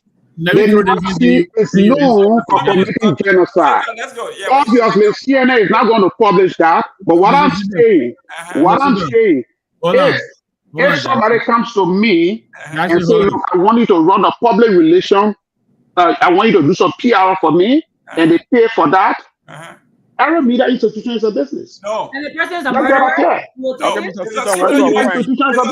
are a Liberian journalist. Go ahead, Nambe. I wanted to ask you, Jackson, have you heard of the journalist Manasseh? I think it was Azori Owori from Ghana. Have you read his work? Okay. So it is part of his work is reporting that brought Zoom Lion to light. If you're not, yes. So I believe I understand what you're saying. Journalists, lawyers, they have to earn their living. But there has to be a professional ethic that you have to follow. Of course, that has to be. Exactly. But in this situation, one person is accusing the other person. It's not accusation. Hold on, let me finish. One person is accusing another person. Hold on. I'm sorry, it's not that. No. One person is saying this person is not good for business. No, it's not. No. I'm very sorry, but I have to be very, very painstaking about this. It's not an accusation. Go on the World Bank website right now. I was here when you appeared. I was here when you appeared previously. keep And I saying. also went and Google and I saw the information about Zoom Lion. But as What a I'm journalist, you're saying, using the wrong word. what You're I'm using saying the here word is, not an what I'm accusation. saying, okay, what I'm saying here is Zoom Lion was banned in Liberia before, For right? corruption and Hold on, bribery. hold on now. Okay. Zoom Lion was banned in Liberia for corruption. Mm-hmm. Zoom Lion is also banned in Ghana. Exactly. Besides Ghana and Liberia, Zoom Lion is also doing businesses in other African countries. It's a lie. Let me tell you why. What? It's on their website. That's what it says. That's not It's a me. lie. Their website is a lie. That's what it says. So that means Zoom Lion is banned in Ghana also. Yes, I'm telling you. Yeah, they Yeah, had I a know about Liberia, contract. but they don't break that in Liberia. They Why had are a they in Liberia? contract.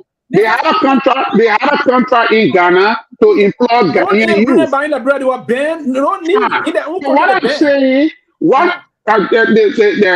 the school network is doing, they are doing a PR for them. They are being paid. It is not wrong on the part of the PR for school network to do that. Okay, You know? okay, guys. Let me go to Mr. Dix. Mr. Dix, So go it's ahead. business. Good, No, Mr. Dix. so you don't have integrity. No. No, I do, but it is not that for them. Mrs. Kamara, we coming. Mr. Dix, you next. So, Mr. Sita, I don't know what kind of journalism. If Zoom Lion want to produce a promo video, Zoom Lion can hire a firm to do the promo video and give it an ad spoon and pay for time for Spoon to broadcast it. But you don't send your journalist to do a promo video. When a journalist is doing a promo video, then you bias already. You can't be balanced. No, this is what I'm saying. So guess It what? is not the point you guys are making. The point you guys are making, it is right. Let me finish. Go ahead. And that's the problem with the journalism in Liberia. When you're a journalist, you sit in the middle. There's their story, there's the other story, and that's the truth. And you publish. Now in Liberia, even in this country, even in this country, No, with respect to this country, they got journalists, they got media institutions at school. Okay, they are still Republican and still Democrat. We know that. Yeah, but please, but go ahead. No journalist who runs a show will do a promo video for entity. Once you do it, then you can report. Then you have to disclose it.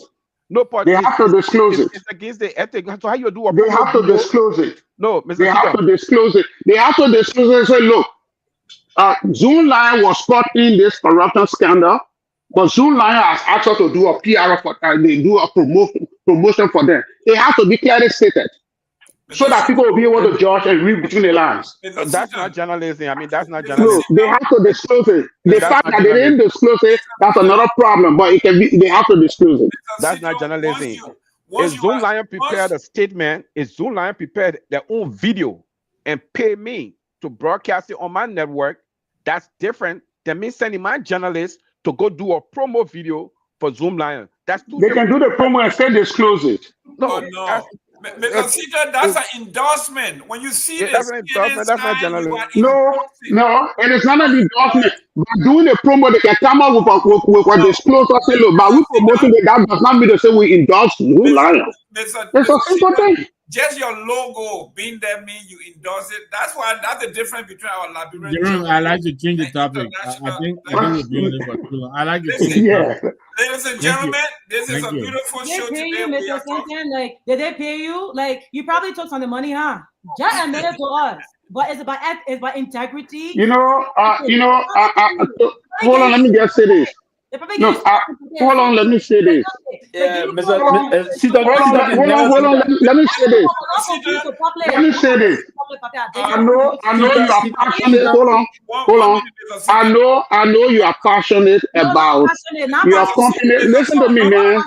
You gotta give people a chance to speak now.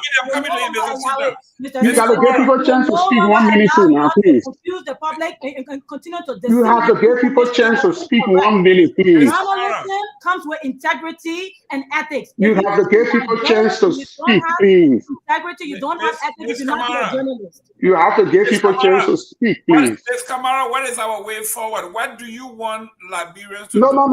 She accused me. I have to comment on that. Okay, go ahead. I have to comment on that. Now, here's the thing, Ms. Kamara. I understand your passion. You want to be able to, for your company to thrive in Liberia. Every Liberian wants Liberians to be able to do business in Liberia, and every one of us on this show, we want Liberians to do business in Liberia. We want a Liberianization policy to be upheld. But if you come on this show because somebody has a dissenting opinion on an issue, and you try to accuse the person of being taking a bribe, that's an insult. Okay. Let's be honest. That's an insult. Okay. We don't have to agree on anything here. Yeah, we have differences of opinion. So you must respect somebody else's opinion. When you either you respect their opinion, but not accuse them of taking bribe. Okay. I take that as an insult. Okay. It's despicable. Don't do that next time. Please. I want to say your passion. But don't come and accuse people of taking bribe. You don't even know me. Do you know me? You don't know me. What making you bad? No. I'm not giving you an opinion on an issue. You're not just our generation. Let's move on. Really? Miss Kamara. I don't understand. If you were to appear before the Liberian Senate, what will you say? What will you recommend? What do you want the Snows of the world, the Darren Dillons, or those who have finally seen the light and their names are here? I want you to address Senator Bani. I want you to address Snow. I want you to address Momo Cyrus, Nathaniel McGill. These are folks who are dissenting in the Senate that this particular bill is terrible, that we cannot take the national responsibility of another agency and give it to another agency. You are going to appear before these folks. What would be your message to them? What would be your appeal? Yeah, it's pretty simple. It's about empowering Liberians, building Liberian capacities. As you mention your own experience, every single nation you can think about, other nations, when they determine, even if they determine their citizens do not have the capacities, they have a supplementary support, right? If you have an expertise in one area, maybe you are lacking in other area, they absolutely take on the responsibility as the nation or an entity representing the nation to build the capacity of their people, because you're talking about development, and development without human development, it's not development. You can put up big buildings and big beautiful infrastructures and what have you. If you don't develop the capacity of your people, you will always have a gap in your progress. Your growth will be stagnant, because those beautiful buildings will have no people who have the mental fortitude, the mental capacity to carry out the plans, the strategies that ought to be carried out, so you can see the level of transformation that is required. I am asking the representatives, the direct representatives of the Liberian people, the House of Representatives, the Senate, take this very seriously. We must act with urgency. This impacts more than 200,000 jobs. It is about creating the Liberian middle class. This is about the Liberianization policy, even if it has been stripped down and watered down in so many shapes and forms. This is about empowering your people. Help to establish or help to solidify the socioeconomic status of the Liberian people, especially the Liberian youth. We see, because of this gap, because of the high unemployment rate, the youth are distracted. And I can't say rightfully so, right? But there are no mediums, there are no outlets for them to express themselves, for them to acquire necessary skills, for them to earn a decent income. This is upon you. Take it very seriously, as you would take the issue of your children, as you would take the issue of your sisters, your brothers, your mothers, because it impacts each and every one of us. Act with urgency. Cancel this tender. I know upon your summon of the MCC mayor and the Pinzo mayor, you will hear their side and hear whatever justification they're going to put before you. But know that this is disadvantageous to the Liberian people. You need to cancel this contract, and there needs to be a new tender established and opened up to Liberian companies to bid, not foreign companies. Establishing an integrated waste management system is not rocket science. I can consult the entire process because my company did extensive work from 2009 up to 2013. That's almost 4 or 5 years. When I say that, we walked the fence, we walked the line. We understand waste management like the back of our hands. We didn't bid. I'm not interested in bidding. My company is not interested in bidding. However, if it came down to it, to do it for the sake of the Liberian people, it is something that I would absolutely take on to do. So this is crucial because it impacts every single aspect of our socio-economic status. Take it seriously, act with urgency, cancel this contract, reopen a tender, and make it open to the Liberian people only. 200,000 jobs are at stake. Thank you. I have a question. You don't have much time with Ms. Can we get some closing before she leaves? Yeah, that's about 7:45. We're going to open the call, so okay. we can in the next 10 minutes we'll open the call. Tomalin George, I think yesterday we were talking, even though we didn't have any concrete proof, there were folks that were saying that some of these senators that were actually fronting and promoting this deal, some of them had like $700,000, $500,000 appropriated for the next 20 years. But it looks like the public heat have made them to turn around. What do you say about the power of the people? So right now, okay, what's going to happen is that we all need to use our voices, our platforms to ensure that these people are put in the tracks. So right now, this like next week, the first thing next week, for instance, we got the port bill coming up. Okay, we'll be checking on it next week. We will be hosting the senator. Hopefully, they'll come and defend that bill. We start from there. Okay, we start from there, and we shouldn't allow Ms. Kamara to be the one to be champion in this cause. We also get involved. Okay, let's get involved. So let's use our platform. Let's call the Liberian Senate. Again, one of my frustration I have is that our leaders in Liberia, they just don't like to come forward. And then as soon as their name, like today I saw something came on a closing argument. The minute it came out involving the pro tem, our phone started to ring off the hook. People are calling. People in the comments are calling. And that's the problem I got. You wait until your name comes up before you come and start to make calls. But right now, this thing is threatening our own Liberian companies. So Zoomline, we hear all the news over there. The World Bank, I just saw a post that Siafa, the historian, I trust this guy, a historian, that the World Bank, where Zoomline is on the radar, where they are being called out for the corrupt acts. Okay, with all of that news, in fact, why still we should be talking about having Zoomline on our bidding process? Why? And in this day and age, why? You know, so we should speak directly to Yombly, to Richard Kuhn, and tell the Liberian government, whoever the NIC, whoever involved, the city mayor of Monrovia, of Pinsville, so go after them, calling them out. You know, so I think what we're going to do, Mr. Gaiman, instead of just talking, we'll reach out to them. If they refuse to come and break the talk about this, we'll call them out. That's why there's a group right now. Our group is right now being already formed.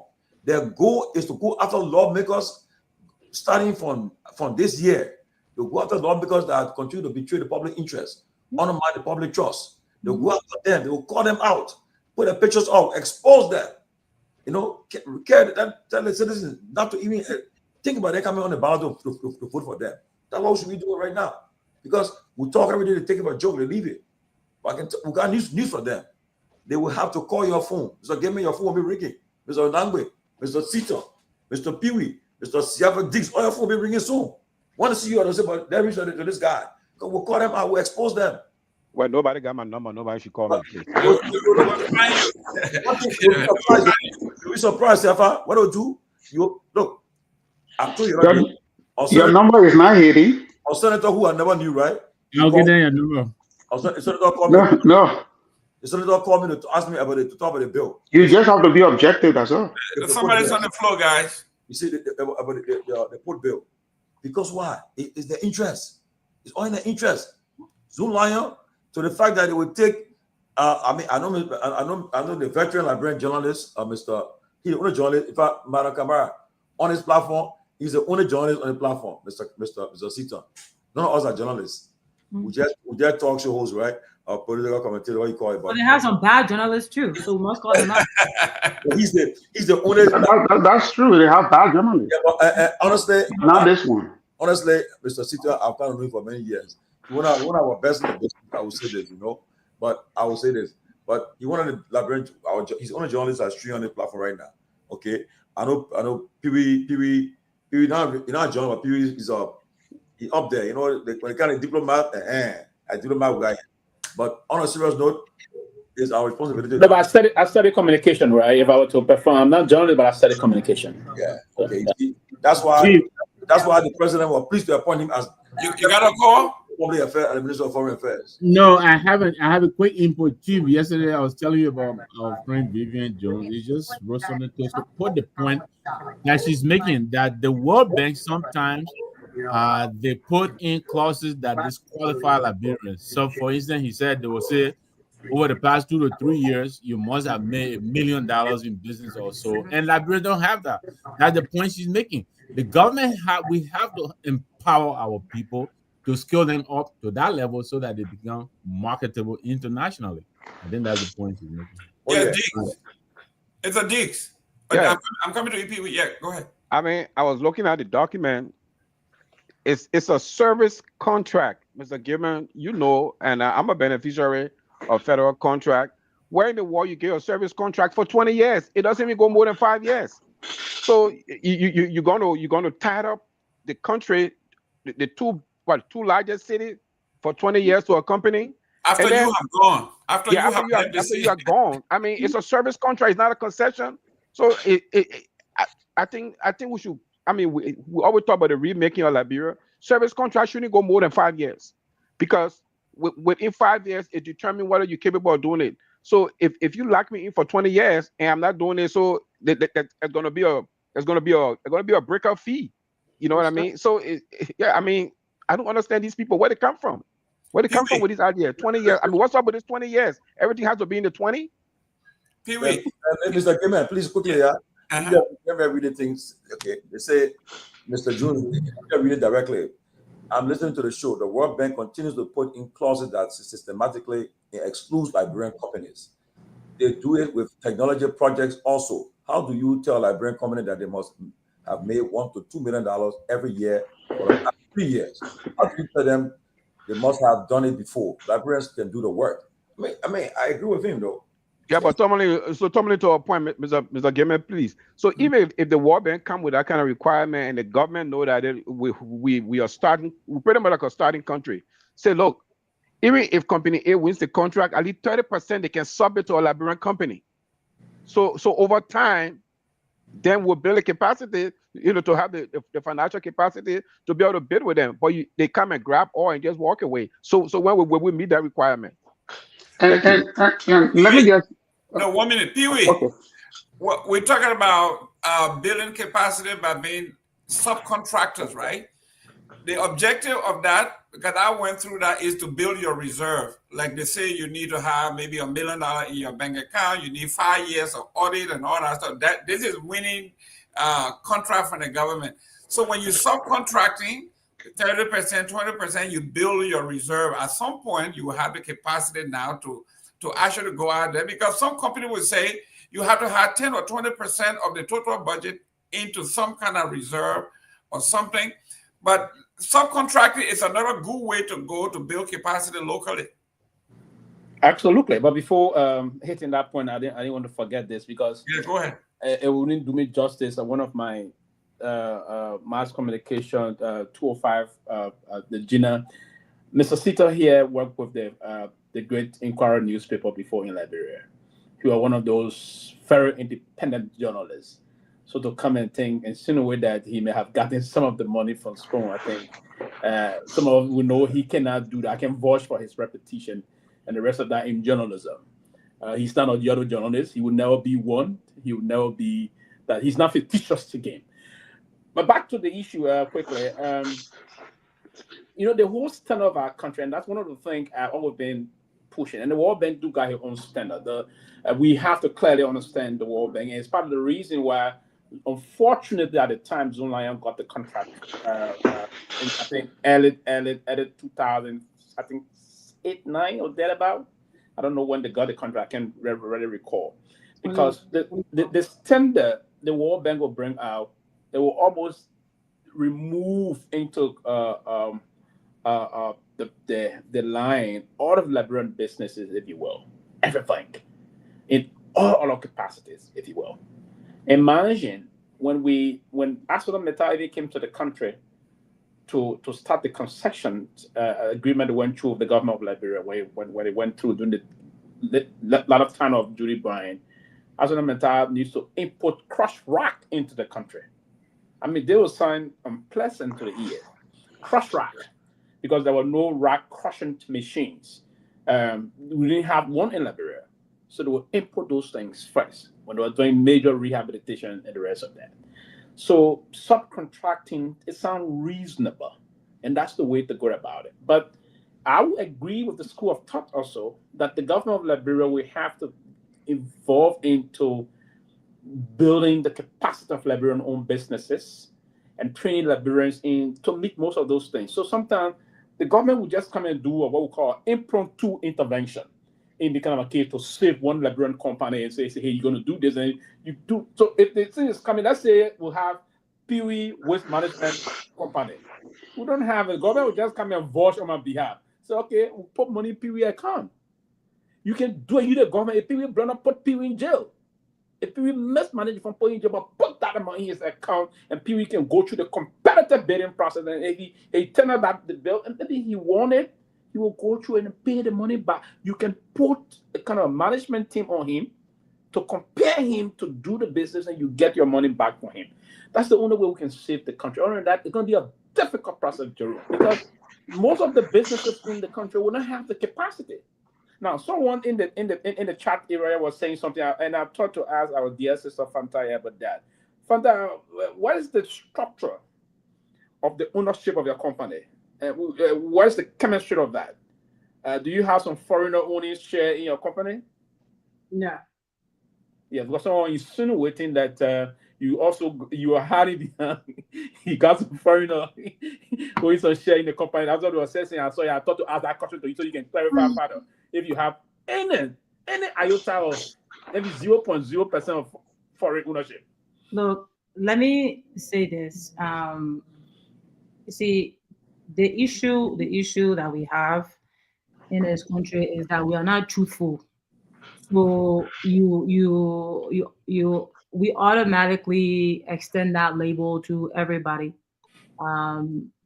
especially the people who are most vocal, right? And say, oh, maybe she should get ulterior motive, maybe she want her company to win, no. My company was established by a Liberian, very much Liberian.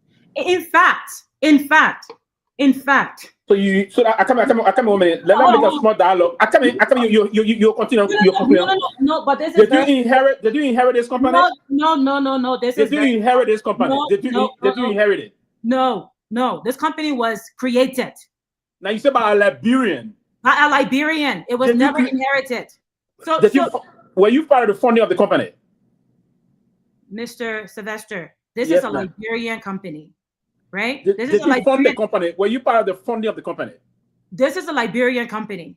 I got that. Were you part of the funding of this company? I wasn't. I'm not the CEO, right? Okay, because the person. Okay, I'm receiving a message. No. Like I know whoever is giving you information is getting at. This is a Liberian company. No one's getting. No, I'm just listening. I receive your. I come in. Okay, let me. One thing I want to know. What I want you to tell us. Let me even further clarify, like, for you. This is a Liberian company that I can stake my life on, right? Okay. Let me say that. I can stake my life on, number one. Number two, due to my frustration with Ellen colluding with Abdallah Sharif and Mirabro and giving a contract to Zoomlion or influencing that contract to go to Zoomlion. I left the company in 2013. I remained a silent consultant to the company. So who are the incorporators? Hold on, please. Who are the incorporators? Mana Kamara. Who are the incorporators? Please let me finish. Yeah, before you continue. Please let me finish. Yeah, because we also have. I also have some questions. Okay. This has been a point of distraction to distract the people. Okay? No. I just want to know the incorporators. Let her land. Before she land, I want her base there even before she land. And I do not appreciate it. Please let me Can finish. she use this to learn? I just want to provide the next you will learn. Let me finish, please. Let me finish. I want to know the original incorporators. Who are the original? No. Who are the original incorporators? You're going to let me finish. Yeah, who are the original incorporators? You are going to let me finish my statement. Go ahead. Thank you. Okay. And I came to Liberia in 2009 to establish this company. Essentially, I wasn't the CEO, but there were two people. It wasn't a 10-person company. It wasn't a 15-person company. It was a 2-person company. 1, 2. I was there when the company was registered. So whichever information you are getting, you are incorporated. Were you incorporated of the company? You are interrupting me again. And we need to know that you are public. It's a public business. We need to know about it. Interrupting me. Please let me finish. Let's be respectful. You talk about respect and integrity. Let's have that for one another. Extend the same to me as well. Thank you. Okay. So whoever is giving you information, that person is giving you fake news. And I will tell you that right now. So from 2009 until 2013, I was with the company very actively. And I left in 2013. For those who have any iota of familiarity with Fanta Kamara, they will know around 2013, I opened a boutique at Kendija Resort. When I left the company, my boutique was very successful at Kendija. In fact, I opened multiple stores, one on Center Street and another one on Carrier Street. I was still in Liberia at the time. There was no 3-person company, 4-person company. I was operation, he was CEO. 2 people. So whomever is giving you news are giving you fake news. Yes, quickly. Yeah, quickly, yes. So what I want us to do here, madam, I respect you a lot. You are a smart Liberian woman. If you interrupt me, right? that's been disrespectful. Yeah, that's what I said. No, I gave you that. No, it was just a little interactive section here. Because and this is not a monolithic Tony West one would just want. But what I was trying to know here and what the public, it wasn't a dialogue. Now you're saying it's not monolithic. It's dialogue. What the public want to know here and I think you've been bringing a lot of transparency. Anybody that will come with equity, your hands should be absolutely clean. Right? Who will speak equity should come with clean hands. Yeah. I want to know if your knee is in an article of incorporation. I already answered that question for you. No, you didn't answer it. You just said 2 people there. You didn't answer that. Is your knee in an article of incorporation? I already answered that question for you. No, okay, can you just say yes or no? Is your knee in an article of incorporation? But Pewee, what difference does it make? No, the difference there is we want to know. Listen, Gamen, the difference there is we want to know who is the founder of this? Who is behind this company? And that's the question I asked. We want to know what difference does it make? It makes a lot of difference. No, it's not a difference, Jerome. Why are you saying this with Jerome? It makes a lot of difference. It makes a lot of difference. Okay, sit down. Tell me what difference does it make? Okay, now here's the thing. Liberian registry is there. The fact of the matter that we are discussing. The fact of the matter that we are discussing transparency issue, I think it is incumbent upon our guests to give us some information about this company. Number 1, who are the founders? Number 2, is she an investor in this company? How many percent investment she has in this company? What is the name of this company? When was it established? All of those information for transparency issue, she has to disclose them. We can't beat on Zoomlion. We know Zoomlion is corrupt. It's clear. But we can beat on Zoomlion and all of the other foreign companies that have been shortlisted to carry on with management services in Liberia. and then she's talking about this company, but yet and still, 1 minute. all of the information about the company is not coming up. Let me ask Bureau. That's an issue right there. We need to know. Listen, 1 minute. Yeah, go ahead. So we need to know those questions. Yeah, so go ahead. I'm coming. Hold on. Go ahead. I'm coming. Hold on 1 minute. Hold on. Yeah, you live. Yeah, go ahead now. You talking now? Yeah, you live. Go ahead. You live. Go ahead. Go ahead, Nina. Well, go ahead. Yeah, go ahead, Nina, and talk. This is Torgbean calling from Texas. Go ahead. I'm hearing echo though. I'm hearing echo. No, you live. Go ahead. Okay. So a nice discussion. The young lady there, a fun time. I'm not sure her name, but I listened to her phone a couple of weeks back. You know, I was really proud of her as a Liberian woman. I didn't listen to all of it because I really don't listen to spoon like that, but only because somebody sent me the link and said, you know, this is a strong woman like you know, and so I listened to it after the fact. I'm glad you're standing up for what is right, what is just. Not many people in our country will stand up for what is right. They get swayed, they go left, they go right, they go all over, whether for money or for whatever reason. So you're standing up for your truth, and I applaud you for that. The only thing I would say, and maybe you mentioned it, but I was driving in and I don't think I heard it. And as you were saying these things, I think to put some recommendation or some companies that you think can do similar work or even do it better. The reason I'm saying that so that it doesn't look like, oh, it's personal vendetta or whatever it is. Even including your very self, there is no harm in you saying, oh, okay, you are giving it to the Ghanaian person, but I'm a Liberian person, I have my company, I can do it. That one that Pewee on there, that's totally something, because there's no compromise. You're Liberian. It's not like you're going against another Liberian. But I have my company, I can do it. But also besides me, even if you don't want to go with me, these are the 5 other companies that's up to international standards that Liberian own that can carry the task. I think you should be giving us that option. Maybe you said it on spoon, maybe you said a closing argument, and if you did, you know, I apologize, you know, for saying that. But that's the only thing I will recommend as you continue to advocate for that. Even if you were to go to the Senate to put those out, I think they're suggesting give us 3 to 5 options of companies that can do it and do it even better. I don't care. I heard somebody say, oh, the World Bank set the standard so high, whatever it is. No, for so long, when we start our companies or we got Liberian companies, we want to do the backyard thing. Even when we're cooking, we won't be cooking in the living room versus having an actual restaurant and things like that. We have to learn to put our business on the standard as any other business around there. And so we can be able to get those contracts and compete for other things. So that person that's saying that World Bank set the standards, you know, put your standard up there. When I'm starting my business or I do anything, I put it on the level of any white, black, purple out there. That's why I do stuff. Now to Mr. Seaton, who was saying that Stanton was right.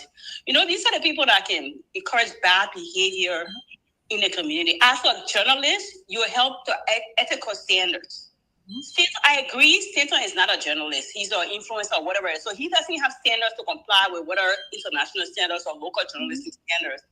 But he has a brand to protect. And there's somebody, you would think that with Stanton getting, that somebody think got him all the trouble he got in America for the same compromised business.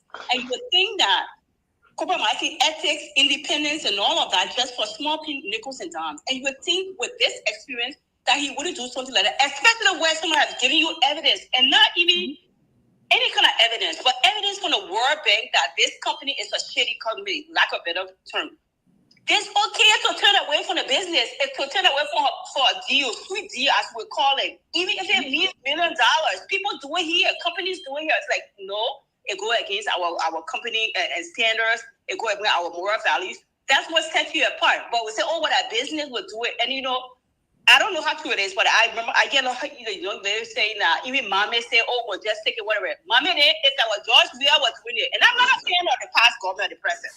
But I know it's that George Weah was doing this. George Weah person was saying, well, take that money because blah, blah, blah. They will be on it. For so long, they were on the George Weah thing on here. But now when it comes to the government, all costs are thrown out the window. They can't say nothing. They come, oh, we'll just take the money from whatever Zoom line. But they say they're pro-Liberian. Me pro Liberia. They're preaching whole day for Liberia, but when it comes to certain things, they cut corners, and we need to stop that. That's all I have to say. Thank you, Tomalin. I will be following. Thank you. I got a caller here. Hold on 1 minute. Your name, where you calling from? Hello? Oh, okay. Well, you put me on hold. Yeah, we taking side track quarter, then you should take quarter 2 down from home. No, we did that. You know, your caller said the DPU. I know what PPU. No, listen. We just I just try to do something to listen, we just got a call that the station back home they won't be able to take call because and number one, the caller that just dropped the line. I need to understand that the World Bank got its own standards. I said the bar is always high. The World Bank will set that level. And again, we all will come to these things and other things. The sentiments will come out, but the reality was the people will set their standard, and that's it. We can change it. Well, listen. And I think I wanted to comment on, because she called my name, and I think I wanted to comment on the issue again. Look, as a media institution, you make business decisions. Whether it is right or it is wrong, it is left with the public to judge. And that's where I will leave it right there. So whatever Spoon did, they did a business decision. Whether it is right or wrong, it is left with the public to judge. I'm not there to judge. Thank you very much. Mr. Sita, the public has judged here that will not fly with a major institution in this country where they will compromise their ethics and their own standards because they need few dollars. It doesn't work out. Mr. Gilman, where are you? What's about Fox News? What's about Fox News? What Fox News? What's about Fox News? Thank you, Mr. Gilman. Listen, anyway, it's a different debate. We can go into that. It's a different debate. Oh my God, this crew, man. Mr. Sita, let me inform you as a follower of the. I won't be a public relations officer when you get it control. 75%. 75% of the people on Fox News are not journalists. 75% of the folk, and you're taking it from the Republican here. 75% of the people on Fox News are not journalists. But the Republican person they spare you and say you don't know what Republican. Yeah, I know, right? They are not journalists. The MAGA boys. When you talk to the guy, they will tell you, I'm a opinion, whatever. Everything is opinion based. Even some of the greatest people on there. So very few people on the Fox News are journalists as opposed to CNN. That have basically everybody that works there has to be a journalist. Yes, quickly, I thank you very, very much. I'll soon be leaving. And so let me say this. Thank you, Ms. Kamara. I appreciate your input again today. I have to say, though, I think it was a little bit presumptuous on your part to accuse Mr. Jackson because he's speaking his mind as he sees it, of being part of the process, the cartel to take some of the money out of that. I don't believe that was his motivation. So I'll leave it there. I hope you have a chance to speak to that as you leave. But let me ask you this, because I'll be leaving shortly. There was an incident we woke up to this morning in Monrovia, involving the Liberia National Police and a female. Now, I know you intersect with that particular population several different ways. One, you're a female, and that was a female interacting with the police. She was a Muslim. You're also a Muslim. She's a Fulani. You're a Mandingo. Minority tribes and all of that. What would be your take on what you saw, if you saw the video at all? What do you have to say about that? What happened to them? Yeah, so I think just before I touch that,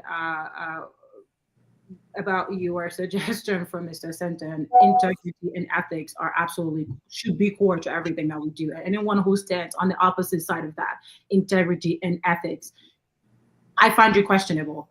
But regarding the incident from, I think, yesterday into today, look, my dear friend, you guys always make me cry like on this show.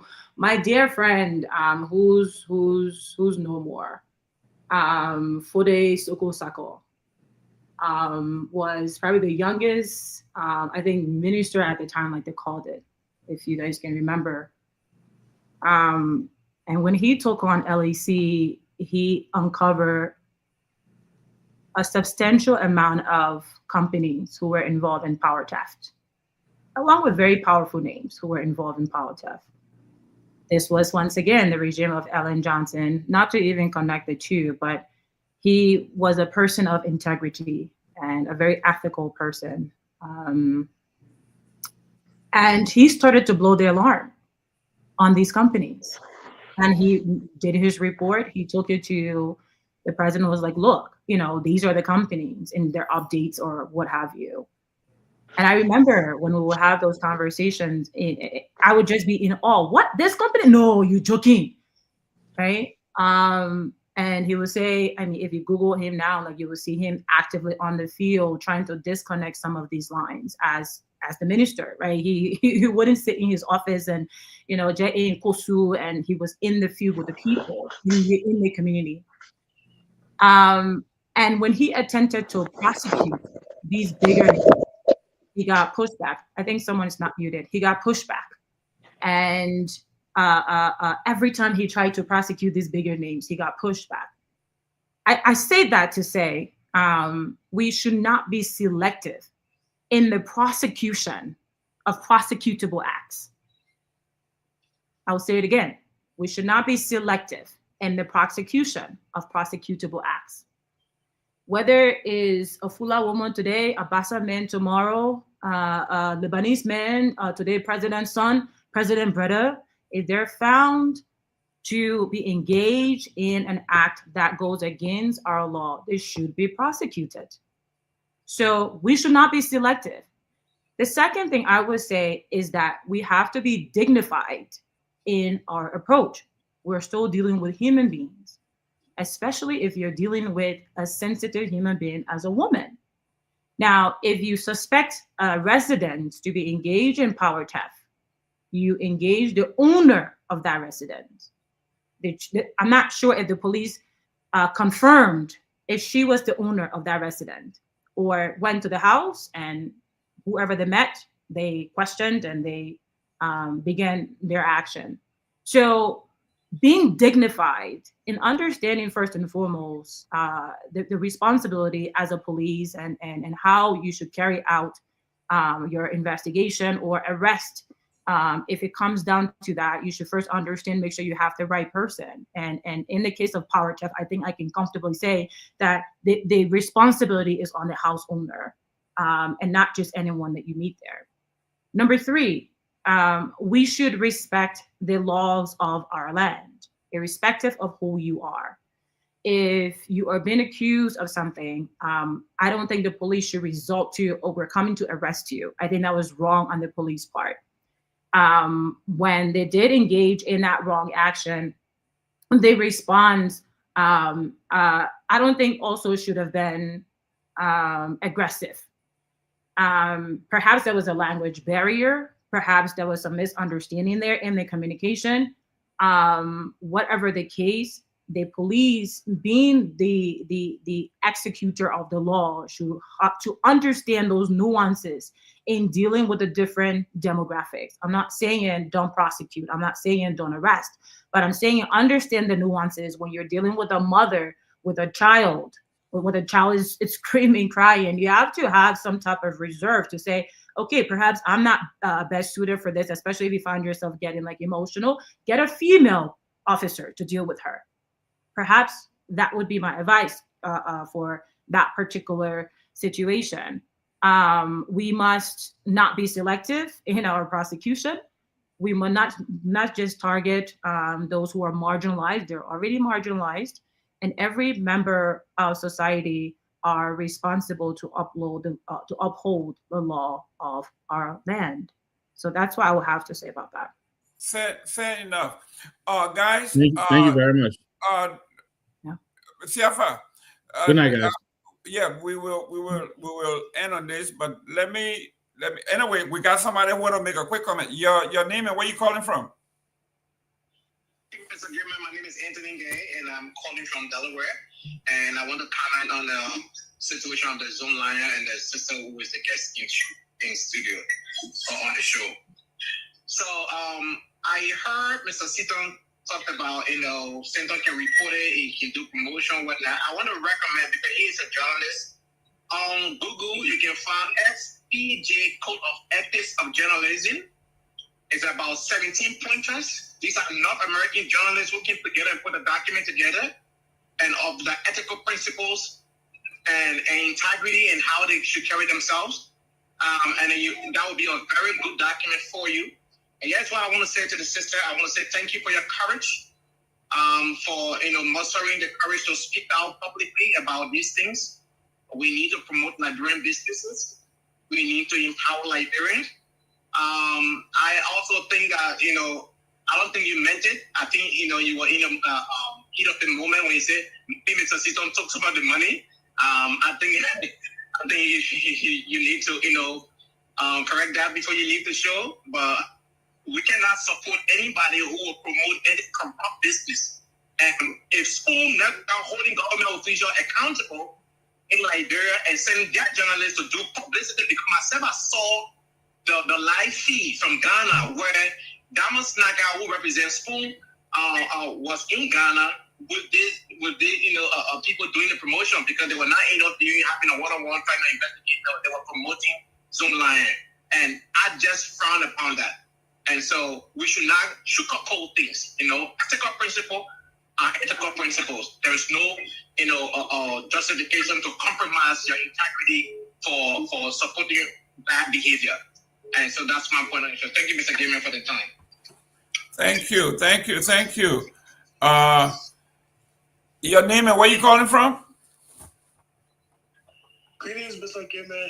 This is Sinigi Kuma, and I'm calling from Kigali, Rwanda. Kigali in the house. Go ahead. Thank you. So, unfortunately, I could not come on today, but I just want to ask a quick question to Ms. Kamara. So, a few weeks ago, you were on the show, and you did mention your experience with the Zoom line stuff in Liberia during the Senate government.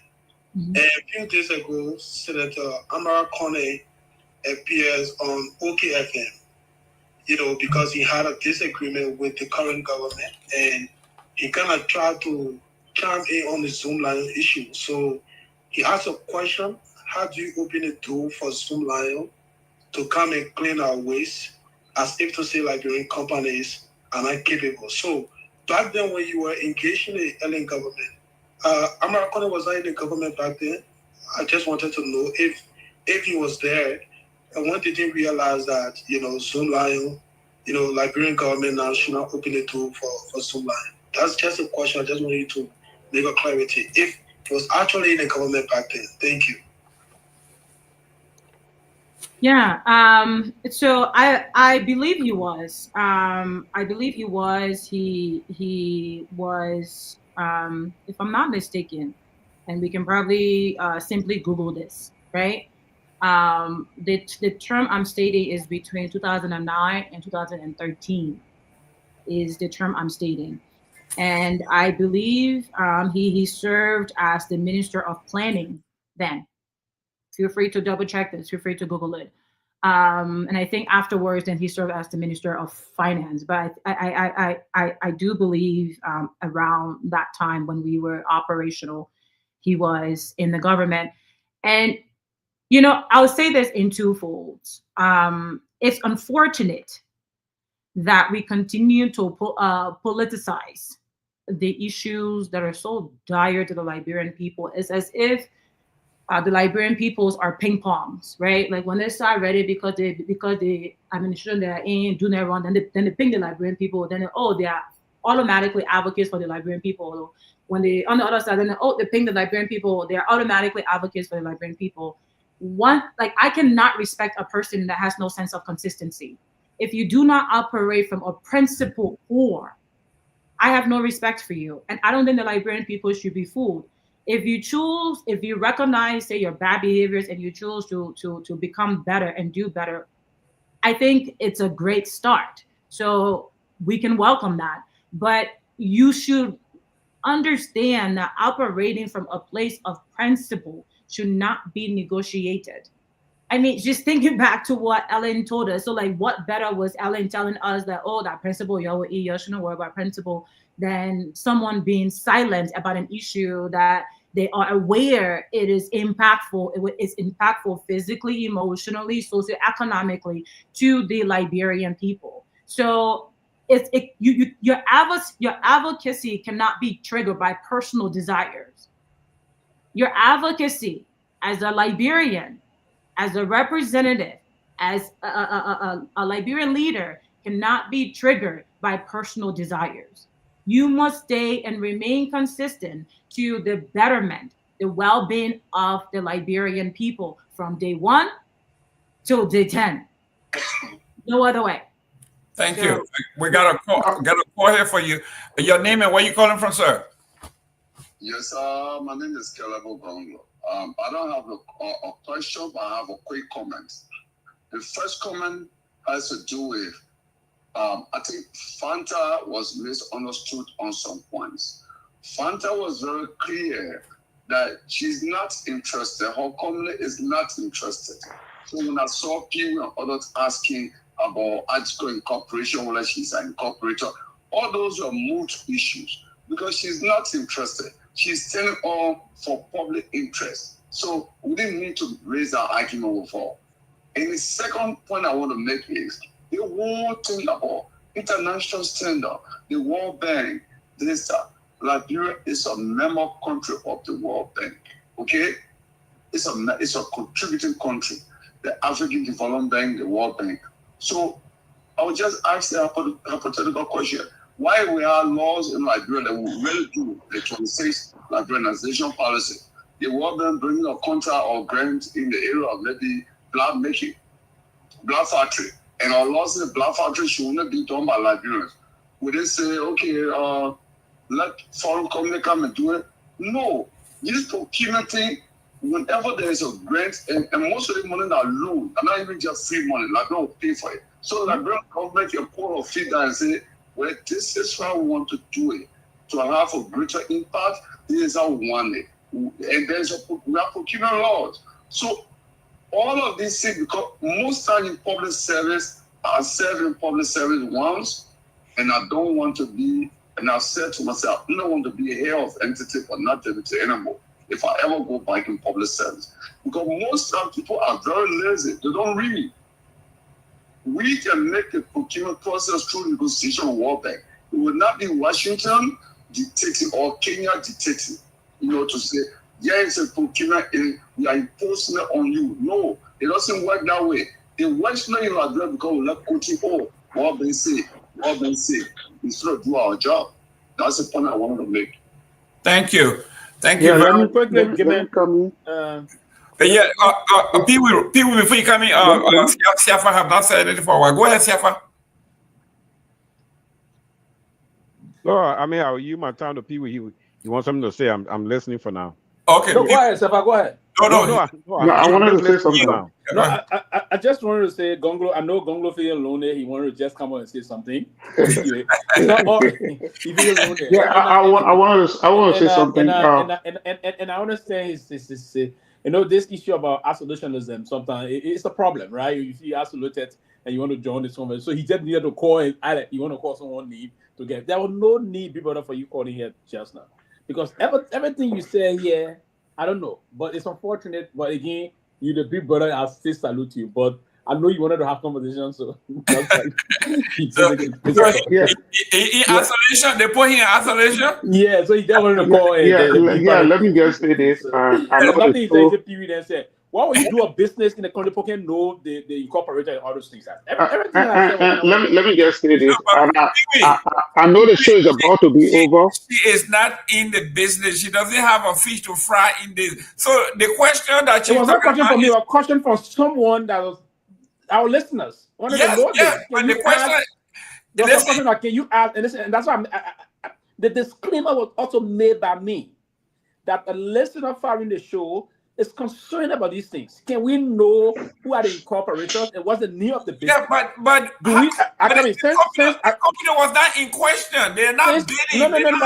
We want to know more. We want to profile the company. Since you started this show, have you asked to know the name of the company? No, because the name of the company, I got a performer it's here. Important. I got a performer here. The 5 companies that have been bidding, her name is not on there. So the intent was not me. The intent was those filing the show. They need to know to do their own research. Well, and that's why you balance the scale. Listen, if they had done their own research, they were known, because 2 days ago we profiled the companies that bidded, that were shortlisted. Okay.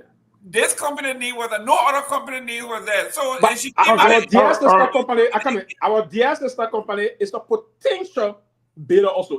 But that's the company we're rooting for. We're rooting for the company. When it gets there, when we get to that bridge, we're crossing for now. Her name is not there. The company name is not there. Go ahead. You got Okay. Let me just make this comment. The show is about to end, and I want to say this. Hold on, Ms. Asina. You got a call. The caller go ahead. Caller, you live. Hello, can you hear me? Yeah, you live. Can you hear me? Yeah, go ahead. Hi, everyone. I have been viewing the show. What's your name, please? Asita, can you put mute, please? What's your name and where you calling from, please? My name is Hawa Kamara. I'm calling from Philadelphia. Okay, go ahead. Yeah, I need to ask Mr. Sita and Mr. Pewee, why are they attacking Miss Kamara personally? Like, what are the concerns? I mean, what they want from her?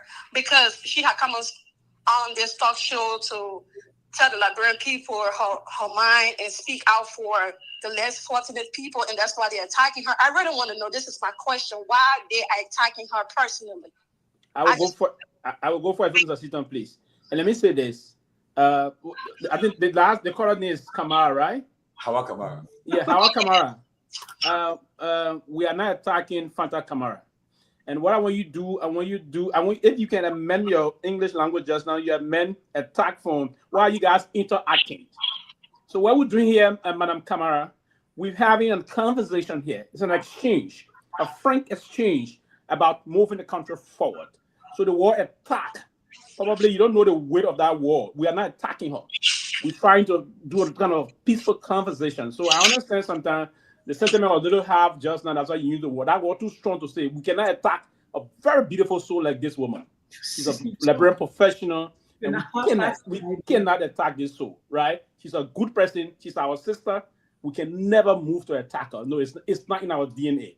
What we are trying to do here, we're trying to set the standard. Is that like if you came with too much of equity sometimes, the body, and our listeners also are asking us, is that this, is that that? So on a clear note, I will end on this note quickly. We can never attack our own compatriot citizens of our country. No, never ever.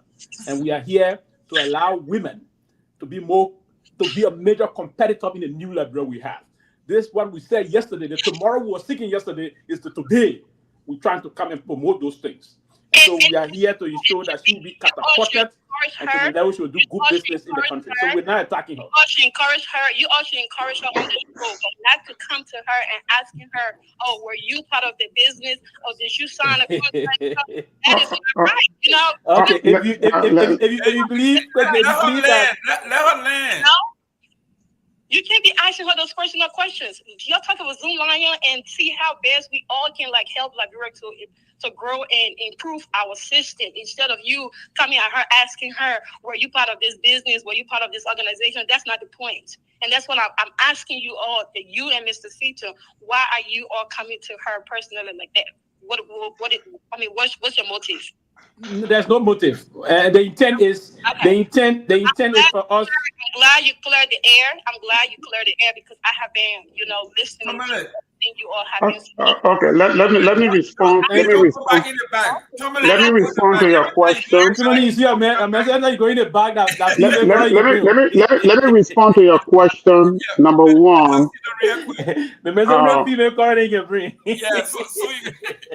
My interaction. Proud of Miss Kamara. She's one of the strong, young, educated women that will stand out today in Liberia and speak her mind. And she's not afraid to say what she's saying because she do have her proof. So I think this platform, you should encourage her instead of attacking her personally about, oh, were you part of the organization? Oh, did you sign the business charter agreement? Because we all are listening to you all. Jerome, can you give me let me just make this one. Let her land, guys. Yeah, Mr. Sina, before you come in, a few seconds, please. Hawa Kamara, can I ask you a brief question? Go ahead. Yes. Let's agree Hawa is trying to do some business somewhere, even here.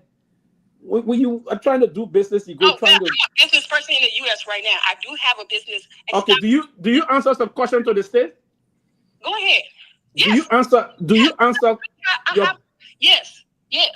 Okay, and that is the simple thing I was trying to do. I was just trying to ask her, what is this? For you to ask her those questions. I'm a Liberian citizen. Yeah. Wow. But I'm not bidding. That's what you're not understanding. I'm a Liberian citizen. I have all right to ask questions. No, but I'm not bidding. My company is not bidding. Her company is not on the line. Her company is not on the line, but she's advocating against other companies. So we want to know what her role in the company. What is the motivation? That's let's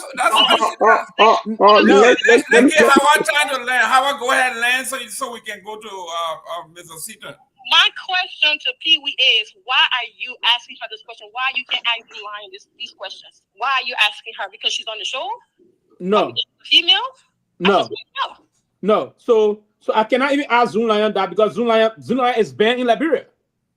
Zoomlion you still can call them. Zoomlion is banned. No, I cannot listen. I wouldn't call a company that got reputational problem. I wouldn't engage in a conversation of a company that got reputational problem. Here's what I'm trying to do.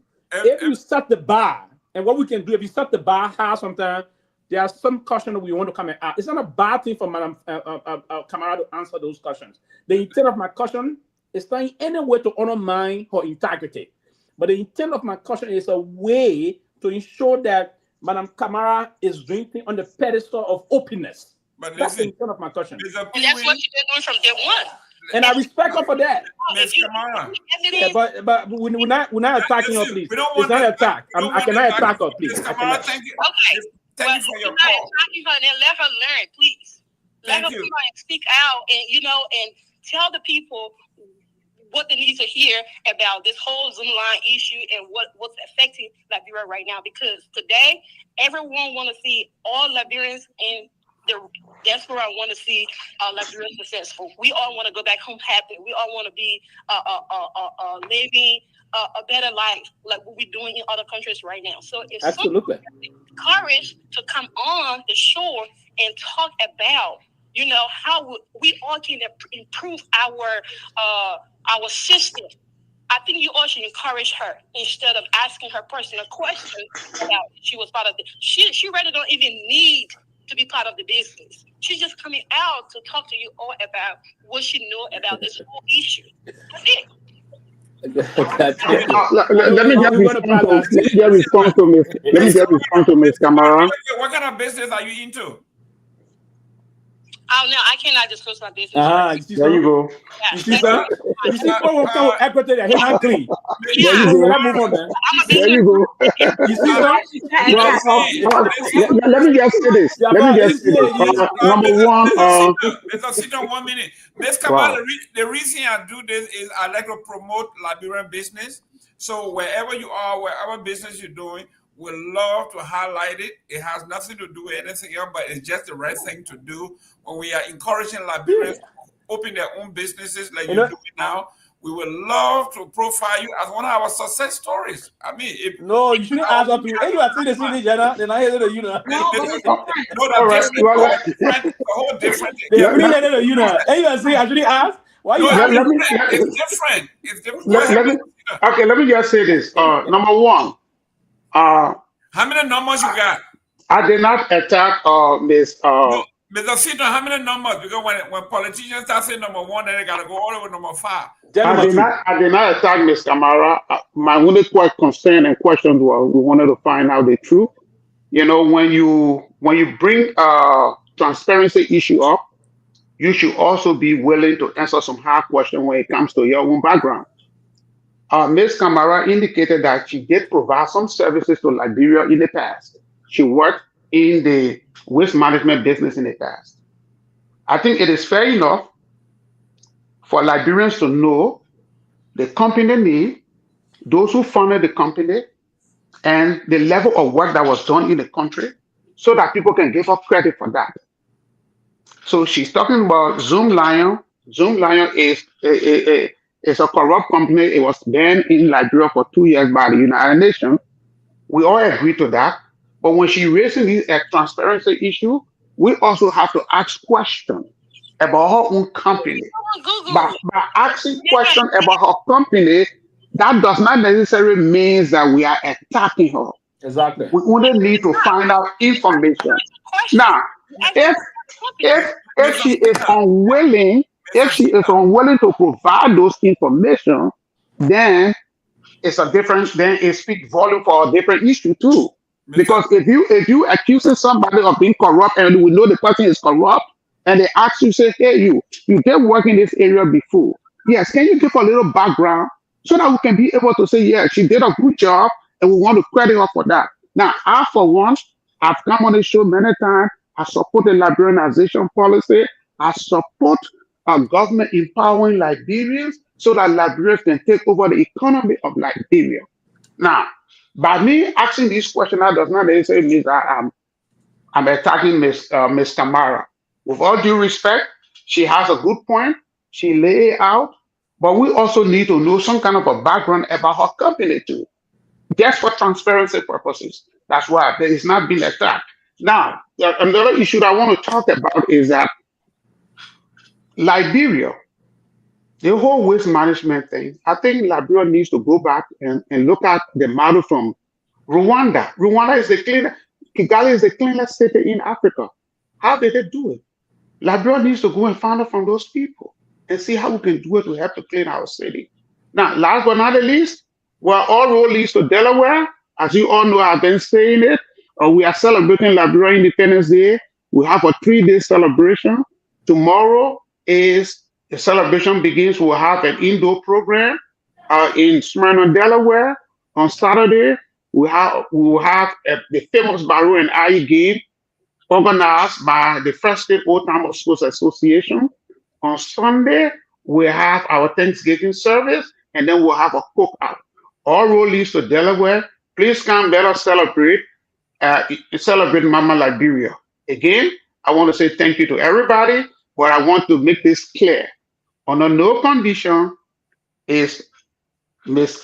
Kamara was being attacked. We just want to know the truth because we all are trying to dig deeper to find out exactly what went wrong so that those mistakes that were made in the past cannot be repeated.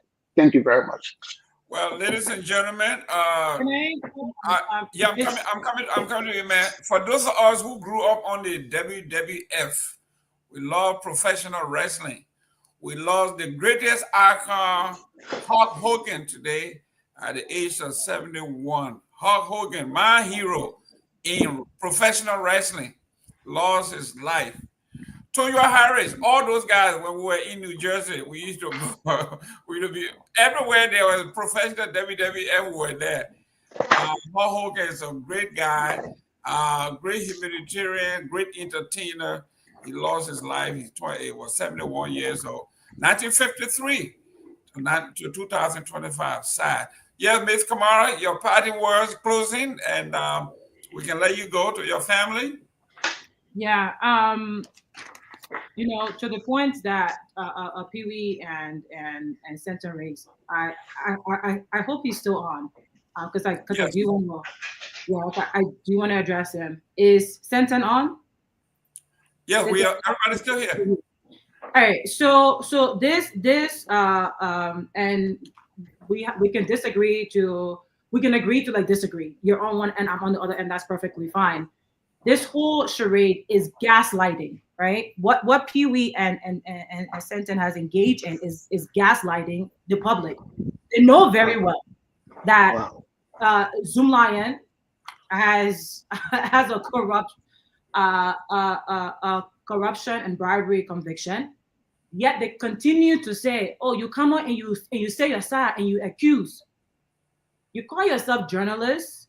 Let's be very, very clear. Words matters and words are very important. When someone has been convicted of something, if you don't understand, like we know Trump said you speak beautiful English, but maybe like sometimes the English can be hard.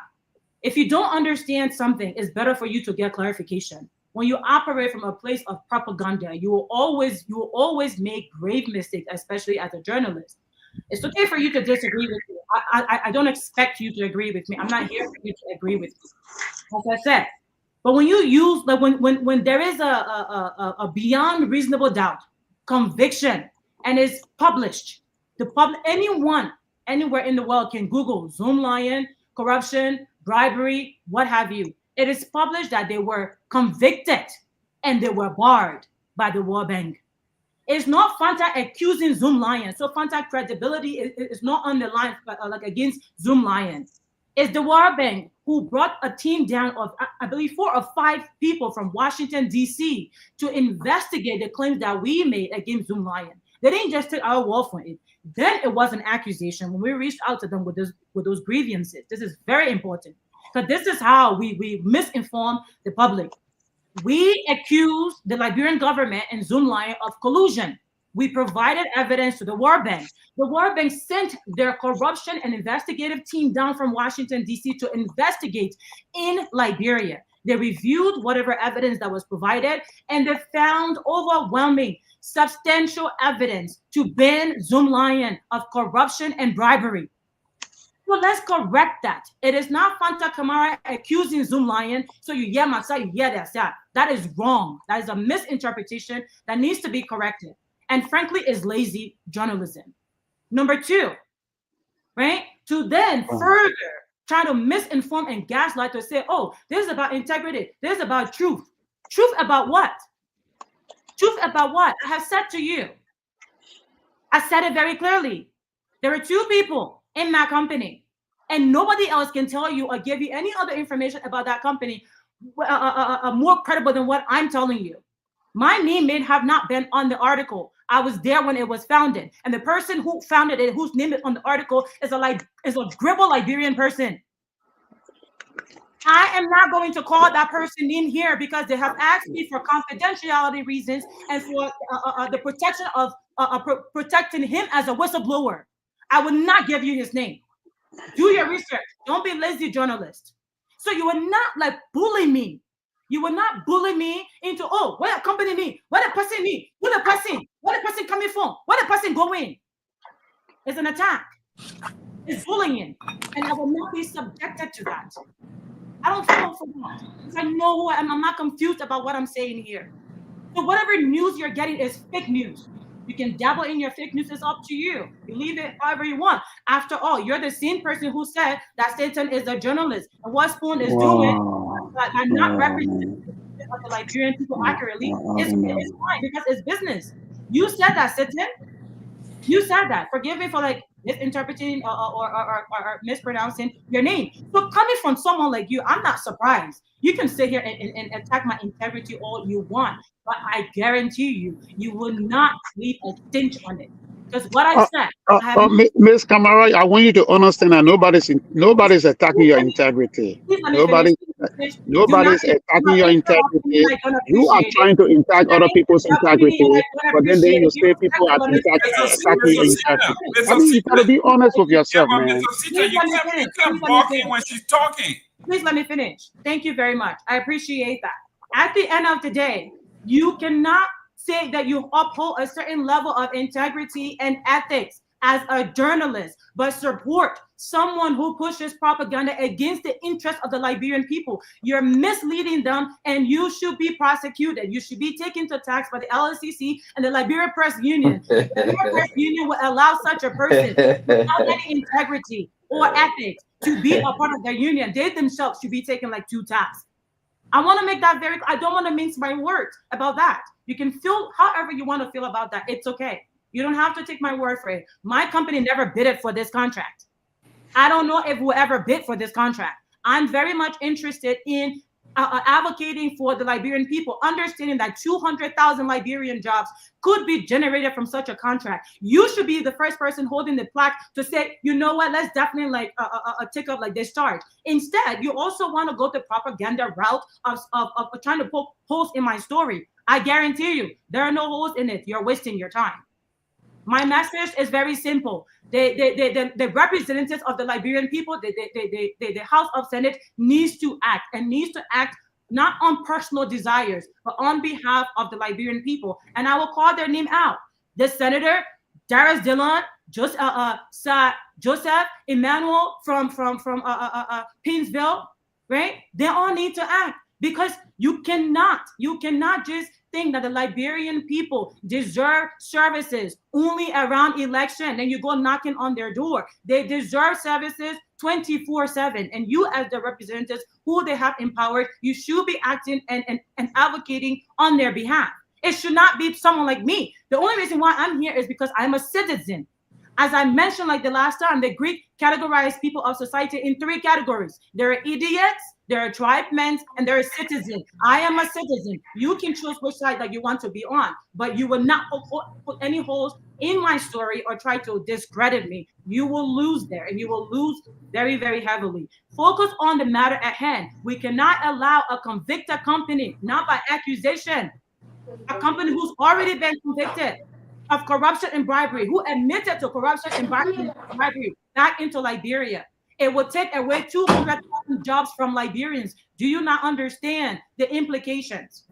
I'm speaking to you qualitatively and quantitatively. $147 million in profit will leave Liberia just from this contract alone, minimally. This company will have this contract for 20 years. Liberian companies would not see the service or the benefit. Do you not understand what's at stake here? Instead, you think poking holes into my story will get you anywhere. You're fighting a losing battle. Fight a winning battle that will be for the Liberian people. So let's all join hands. We don't have to like each other. We don't have to agree. You can be on the other side. This is not political. This is for ensuring a transformative socioeconomic future for the people of Liberia, especially the youth, considering the type of issues that we are seeing now, like drugs and what have you, because those opportunities are non-existent. That's what you should be focusing on, and nothing else to cause distraction.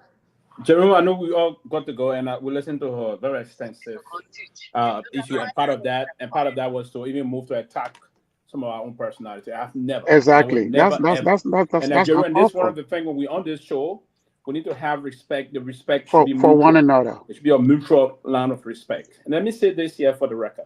I've never, ever, and will never, ever advocate on behalf of a foreign company against the interest of the Liberian people. Never, ever. It's part of my track record. And the basically trying to talk about citizen, idiot, this, that. A good citizen, let me remind you, you are a citizen, great. A good citizen will strike the balance. We ask the good question. We want to know what is the appropriate thing to be done. You here trying to intentionally, have the interest of a company that you sell on the business of, with the good citizen will want to do that. The good citizen will come to disclose what is happening, the good business practice with what the good citizen will indulge into, right? The good citizen, and I am one of those good citizens. That's one of the reasons why we're asking the high question. The intent is not to bully you, nothing. No. You say you performed the contract from 2009 to 2013. Where's the record of the company? We cannot know this. So do we have a bunch of demons that are heading this company that we cannot disclose their name? We didn't question the ability of Zoom Lion credibility. No one gets to defend them. Of course, we know very well that this company Zoom Lion got some reputational problems, and that's why they were booted out of Liberia. We're not questioning that. But the only thing we're trying to say, we want to know from 2009 to 2013, what was the stewardship of your company? You have to be open-minded to say that instead of coming to attack or using the sympathy line to gain sympathy and attack us, that we're trying to defend this company. I don't know the need of one of them. No, never. And I will never indulge into anything that will be counterproductive towards a Liberian citizen. But what I will never do is to taint my reputation or someone coming to, listen, I have built this character for many years that I have lived for. I will never allow no one to taint it. Nobody whatsoever, for no direction anywhere. But what I will not do is to attack other people. What I did was to ask, and the question that I asked you, it was not a question that came from me. It was a question that came from a concerned follower. And that process, and you found it very difficult. And up to now, you are still struggling. Struggling to name the person behind this character. There's a company, Jerome, can I just let you know? I don't want to make this a sack. No, come in, because we said this, we graduated from it. We graduated from it, and I said the intent was not to go after we graduated from this. I'm not attacking the company. Yeah, but I'm never.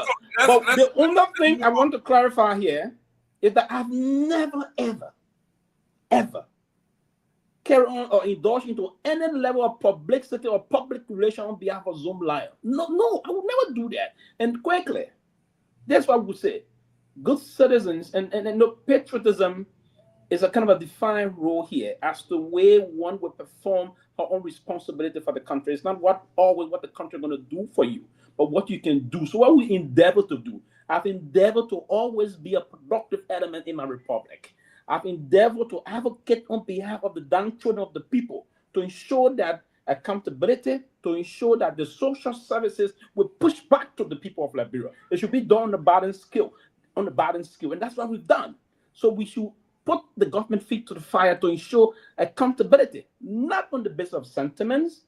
And if we will all want a new sentiment and sympathy to draw the attention of our Liberian people, is counterproductive. It's unfortunate. We have to merit these things. It should be based on meritocracy. If people don't merit things, they shouldn't have it. Now, the issue of the contract, that's why I was still asking some question about this contract. Did the MCC offer this contract to any company? No. Do we know the amount behind this issue that is allegedly going to create 250,000 jobs? No. First So of all, what you're is the misspeaking. detail? What are you doing? You're misspeaking. Let me listen. What is the detail? Do we know? We ask these questions up to now, Jerome, you and Rachel, everybody. Nobody ever spoke that the government ratify anything to give contract. If the government ever ratify anything, do we have a contract? You're misspeaking.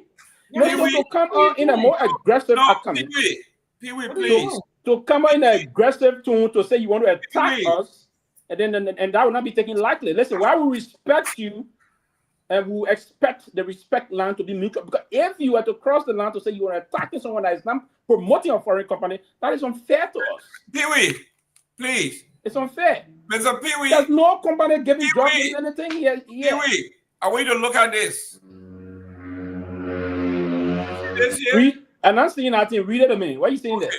The reason I'm bringing it on, I want you to, because when we come on here, and when I'm presenting, why is that? No, listen. I presented this here on the 22nd.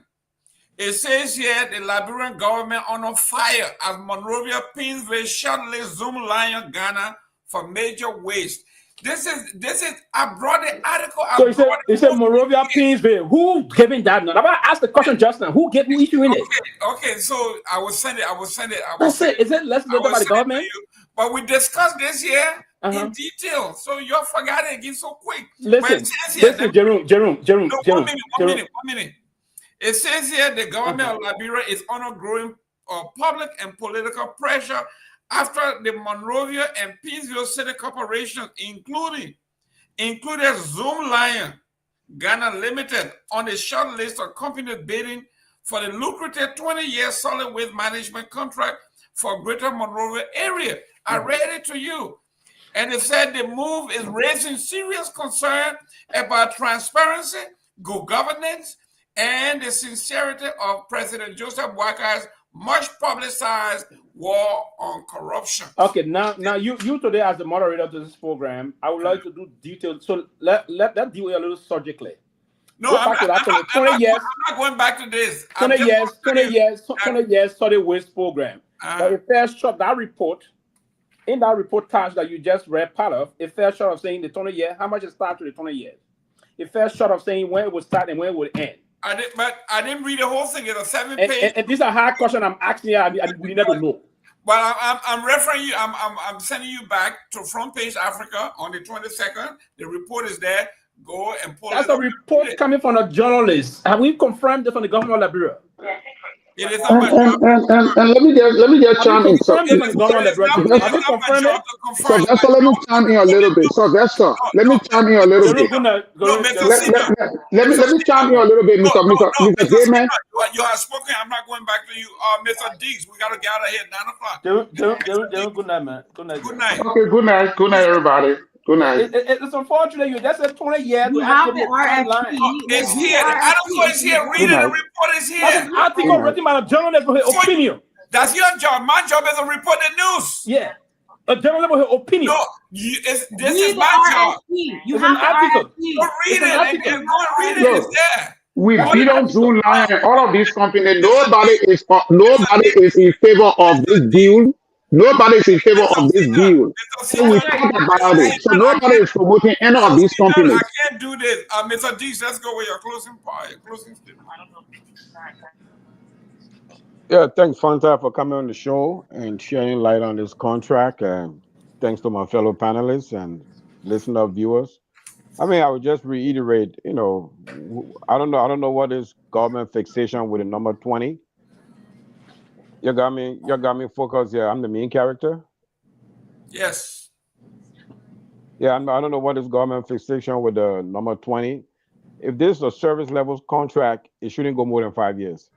Because if you go 20 years, so what if the person is underperforming? So how are you going to get out of that contract? So I think they need to take it back and be for a shorter term. And then also, I think we should look at our contract management in a way to empower local businesses.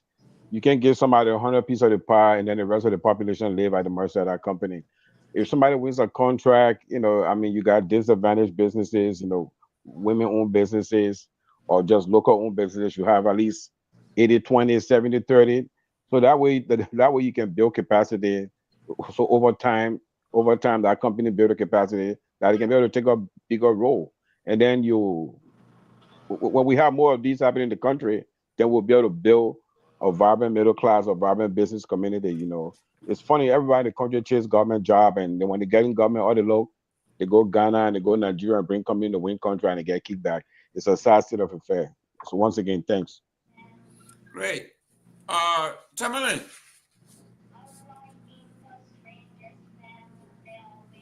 Yes, it was interesting conversation. Look, I love it.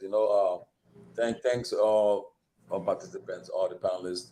Ms. Kamara, I want to say thank you again, and I want to encourage you to continue this fight. It's not an easy thing, but with determination and a goal to achieve, you'll definitely succeed. That I know. But the closing argument, let me say, we come there every night to present our come with our best, and everyone come with something special. Everyone comes with something special, and that's why we appreciate everybody that shows up. But again, this Zoom Lion fight, we'll all be part of it.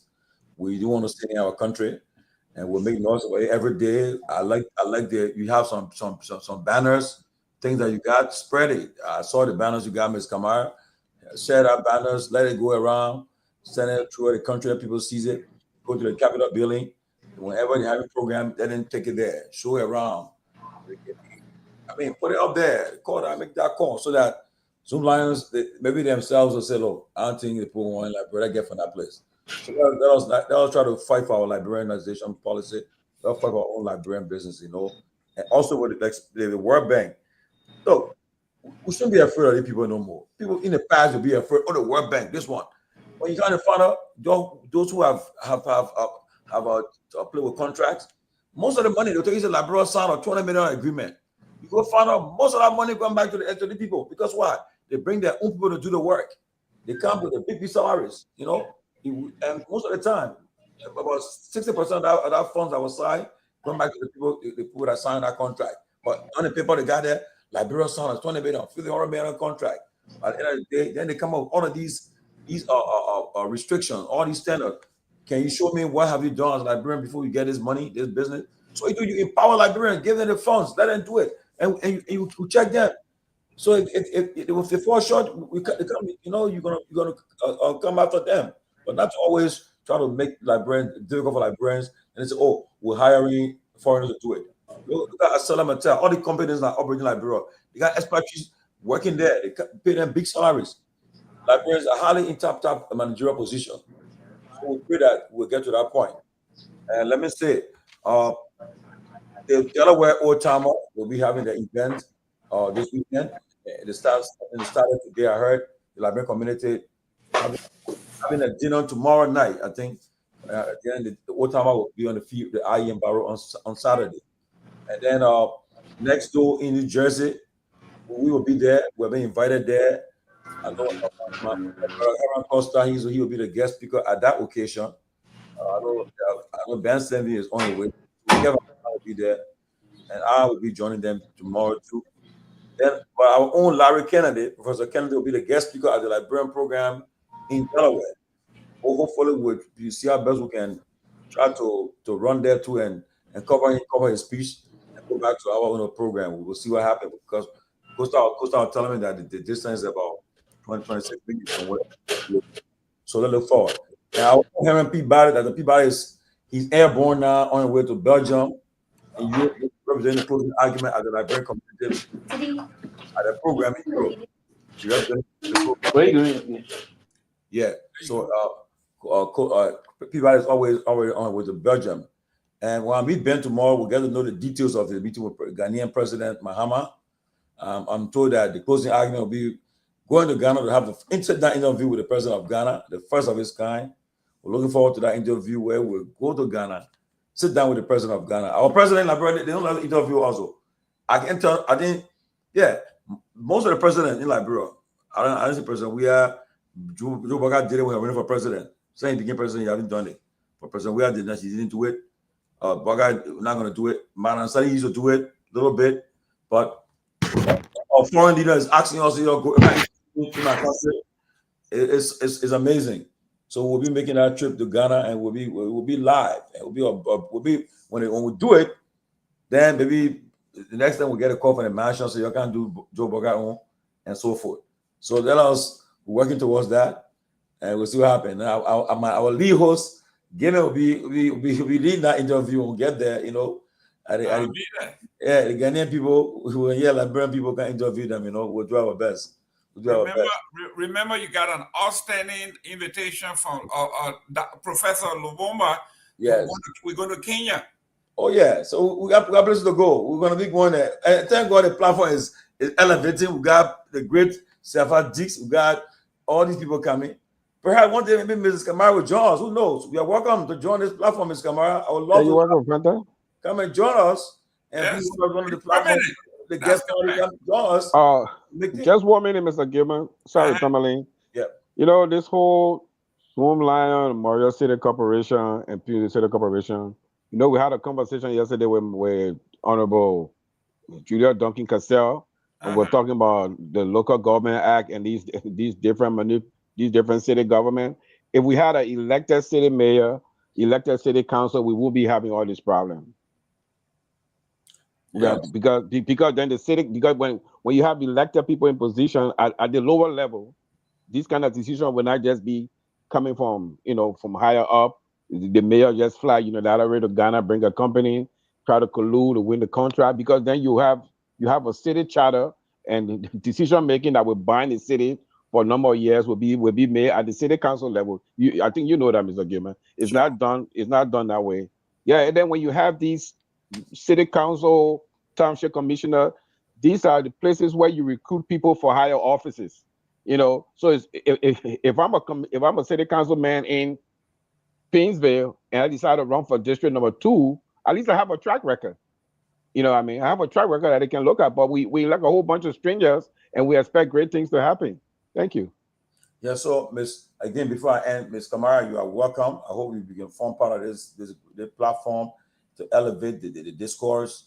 Because at the end of the day, we want all Liberians to be involved.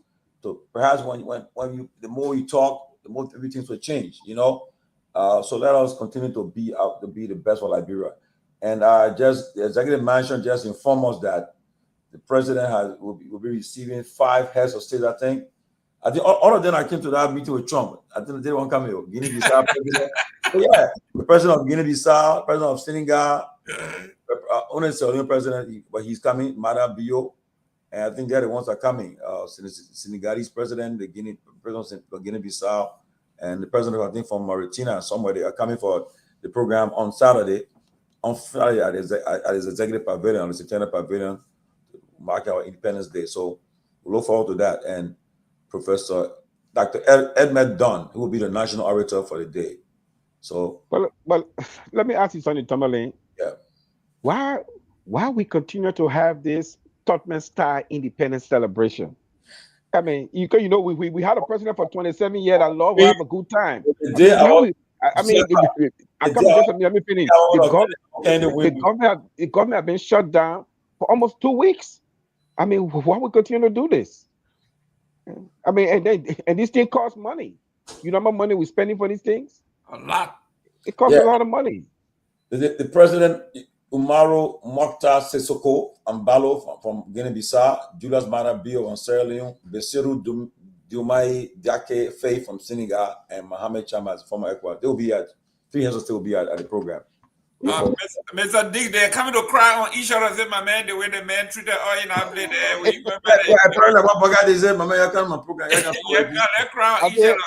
I got a question for my sister Fanta. Fanta, what part of Cape are you from? Guar district. Banga. You speak Va? Oh yeah, she speaks good Va. I heard her speaking Va the other day. Of course. Of course. Well, not very good. Not very good Va. But yeah, my grandmother's from Wheelaw and my grandfather's from Banga.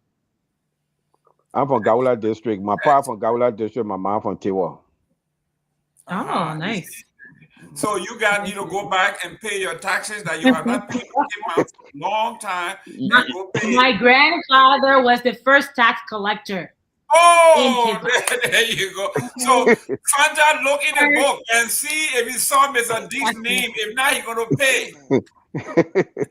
Check that book. If you don't see his name, he got to pay all the way back from the time he was born. Well, my grandfather spent almost 30 years in Nimba. And when he retired for Lamco in 1975, came back in 1975, he already done 20 years with Lamco. Then he moved back to Tewa. Wow. Yeah, like my mom's side of the family are from Nimba and Lofa and Bong. My dad. You're just crisscrossing. What's going on with you guys over here? You're crisscrossing. It's called spreading civilization. Yeah, I just want to say really quickly, because I know it's getting late and we have to drop here. I absolutely appreciate every time. I'm on board with you. I'm ready to go. I'm ready to go. I mean, please, let's do it. Yeah, no, I absolutely appreciate this report from the panel and this report from the closing argument. You guys have been truly fantastic and truly have upheld a level of standard that I think should absolutely be a model for journalism. Like, I know you refer to yourself as, not journalist, but you're definitely doing a fantastic job. When I'm here, I feel comfortable. And I don't fear that the information I share with you is going to be leveraged in any type of nefarious negotiation. So I appreciate the level of integrity there. I want to restate that my company never applied for this 2025 RFP that the MCC mayor and Pinto mayor put out. I'm only lending my voice as someone who has had an experience in this space, and I'm very confident that Liberian companies can absolutely deliver the scope of this work. Mr. Pewee and Sitton, to those who were critical of what I was sharing, as I always say, right, don't take my word for it. I like us to engage and be active participants in this discussion. I have shared the RFP with you. I'm happy to email it to you personally, deliver it to your door in whatever channel is best suited for you. But I've shared this with Tomalin. I've shared this in the group chat here. I will share with you if you say that you don't have it. Take the time to read the RFP that I'm referring to, that I'm talking about, where the MCC has shortlisted 6 companies, and with Zoomlion being the one they're pushing because the rest of them are fake. You go to the RFP, you pull from it you understand what you understand from it, and you form your own opinion from it. It's not about Fanta, accusing Zoomlion. That it has nothing to do with Fanta. Remove Fanta, and it's a citizen advocating that this contract goes to a Liberian company. It's a citizen advocating that the 200,000 jobs that could be generated from such a lucrative contract be of Liberians and Liberian youth. Is a citizen advocating that the 147 million plus profit that could be generated from this contract create the middle class and create multi-millionaire Liberians. It's a citizen who's advocating for us to empower our own, build our own capacity, and trust that Liberians do have the ability, even if you feel they do not have the asset to carry out these responsibilities. Assets are just that. You're talking about logistical equipment, trucks, caterpillars that can be ordered from China in like 45 days. We are so blessed to have an ocean. Anything you order for it to reach to Liberia is 45 days. So if your justification that Liberian companies do not have the capacity is because they don't have trucks, they don't have front-end loaders, they can order steel equipment to expand the landfill, they can other engineering equipment to build out an expensive landfill. Those are things that should not be a limitation for not giving this contract to them. The knowledge is there, the know-how is there. If it's the matter of equipment, that is an easy fix. So we should not fixate on that particular point and use that as justification. The criteria that were used for isolating the Liberian companies is called the QBS model. PPCC often uses, and I think it's disadvantageous to the Liberian companies because it requires them to have a level of international experience that, of course, with all of the issues that we have experienced in the last few decades, probably no Liberian company will have that. But do they have the know-how and the wherewithal to carry out this contract? I can absolutely bet my life that they can do that.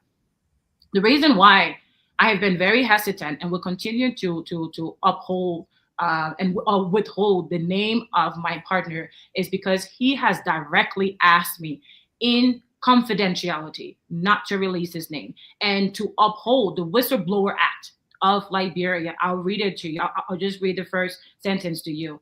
So just to understand that there's a legal framework around this. If a whistleblower comes to you and say, I am sharing information with you about corruption or whatever crimes, and they say, do not disclose my name, I am obligated, irrespective of who's pushing, who's trying to bully their way into that information. You're gonna have to like cut my head off because I'm not releasing it. If the day he feels comfortable to speak out, absolutely he can do that. Me, I consider myself, I fear only Allah, I fear only God, I fear no one. So I'm here and putting my name on the line for one reason only, for the Liberian people. I'll read this act to you just very quickly. It says the Whistleblower Act of 2022. It should protect individuals in public and private sectors who disclose public interest information, including criminal offenses, corruption, environmental harm, health risk, price fixing, miscarriage of justice, or serious maladministration. This is this is just the first clause of the Liberia Whistleblower Act of 2022. I am beholden to that. I am beholden to the trust of that person who's asked me not to release their name. I'm not going to do that. If you want to find out information, leverage the resources that you have. Google is a great way to do that. We were not many when we established the waste industry back in 08, 09. A simple search can get you what you're looking for. Don't try to criminalize someone for them withholding the name of a person who has asked them, do not release my name for confidentiality. So you'll not be getting that out there. And Jerome, I thought we close on this one. And when you want to set the balance here, and let us be very clear on this show. We set this show for truth telling.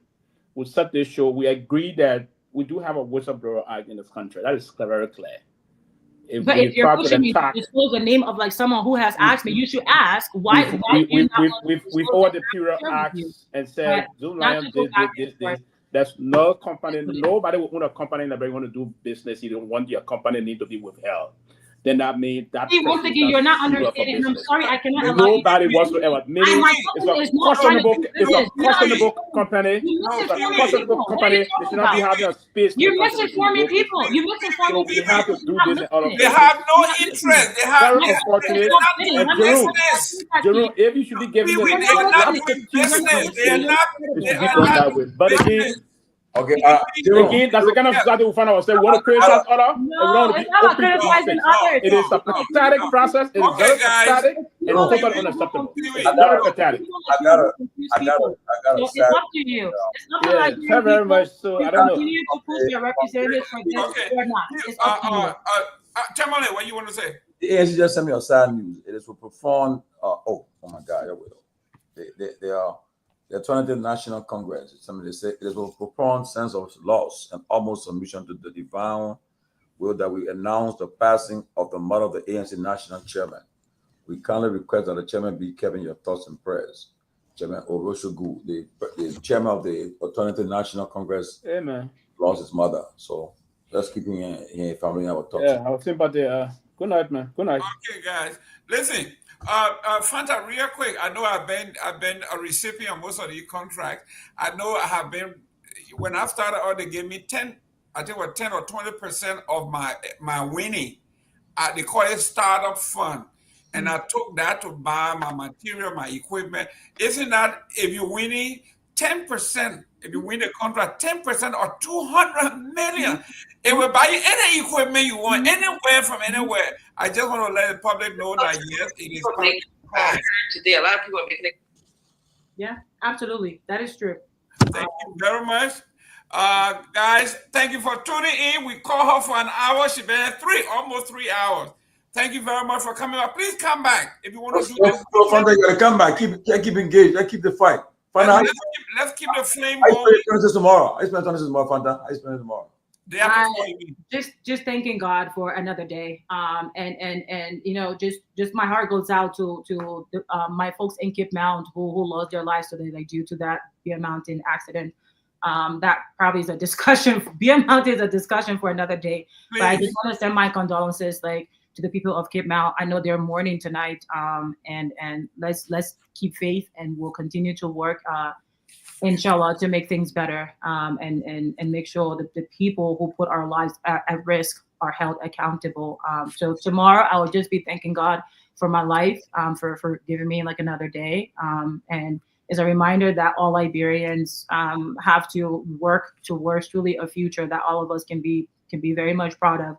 We're 100-something years old in terms of as a republic, not existent, because we are from the Grain Coast, or we are the Grain Coast.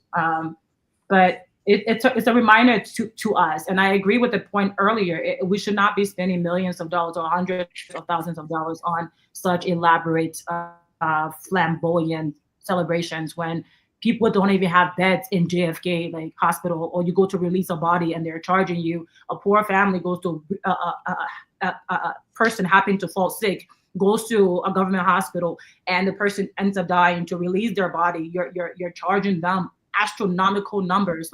But you can spend hundreds of thousands of dollars on a flamboyant celebration. Our parties are out of order, and we need to focus and start doing the right thing. Thank you. But I wish you all the best, and I hope you all celebrated very well. And yeah, we have a lot of work to do, and we need to focus. Yeah. This is the headline of the paper today from Cape Mount. B Mountain response to fatal, wherever that. I didn't want to show the picture because it's so graphic. What the truck did to a car. And the fear is that everybody in our car may have perished. It's terrible. But this is our country. This is who we are. We just have to keep on fighting. Like we said, every mile begins with one and the initial step. Ms. Kamara have begun. What on the menu for tomorrow? Tomorrow we have... I heard you had. I don't think I'll be. Okay, so then what I would do is we have Mr. Wanda Freeman. Freeman is a lawyer, also an advocate, and he is actually going the whole mind, he is saying we should not attempt to amend our constitution. It should be rewritten because it is so bad. And he will be here tomorrow. Mr. Wonder Freeman will be here to make that case. He's going everywhere. Radio, television, 2-man show, 3-man show. It doesn't matter. Wherever there's an audience, he will go. He's making a case. And I think, just like Fanta has been doing, is now gaining traction to the point where the Supreme Court Chief Justice and the justice nominate or just been confirmed, both of them are saying our Constitution definitely need rewrite. They're saying that it has actually outlived its usefulness in most forms. If we are going to amend, you will amend forever. You might as well just rewrite the whole thing. And I think it's taking traction. We should go for it. 9 years of somebody being in office, guaranteed, shouldn't be. 6 years of being there, shouldn't be. These people should be able, in my case, you want to mimic the United States because you say it's the greatest nation, then make your representative election 2 years. Come face the people every 2 years. If you blunder, let them kick you out. Don't wait for 6 years and get wealthy. Then you say, I don't care. You know, I made my money. So, ladies and gentlemen, thank you for tuning in. Tomorrow we will be here discussing Liberia's issue. Fanta, thank you very much. You are an inspiration to women, to my daughters, to our mothers, and to people in general, the downtrodden, those who don't have the power to make decisions in the dark. But one thing my professor told me, darkness and light cannot coexist. Light will always illuminate the room. Darkness will go away. Continue being a bright light. The darkness is going to go away, even if it's one at a time. God bless you. Ladies and gentlemen, see you tomorrow. God bless. All right, folks. Have a good night.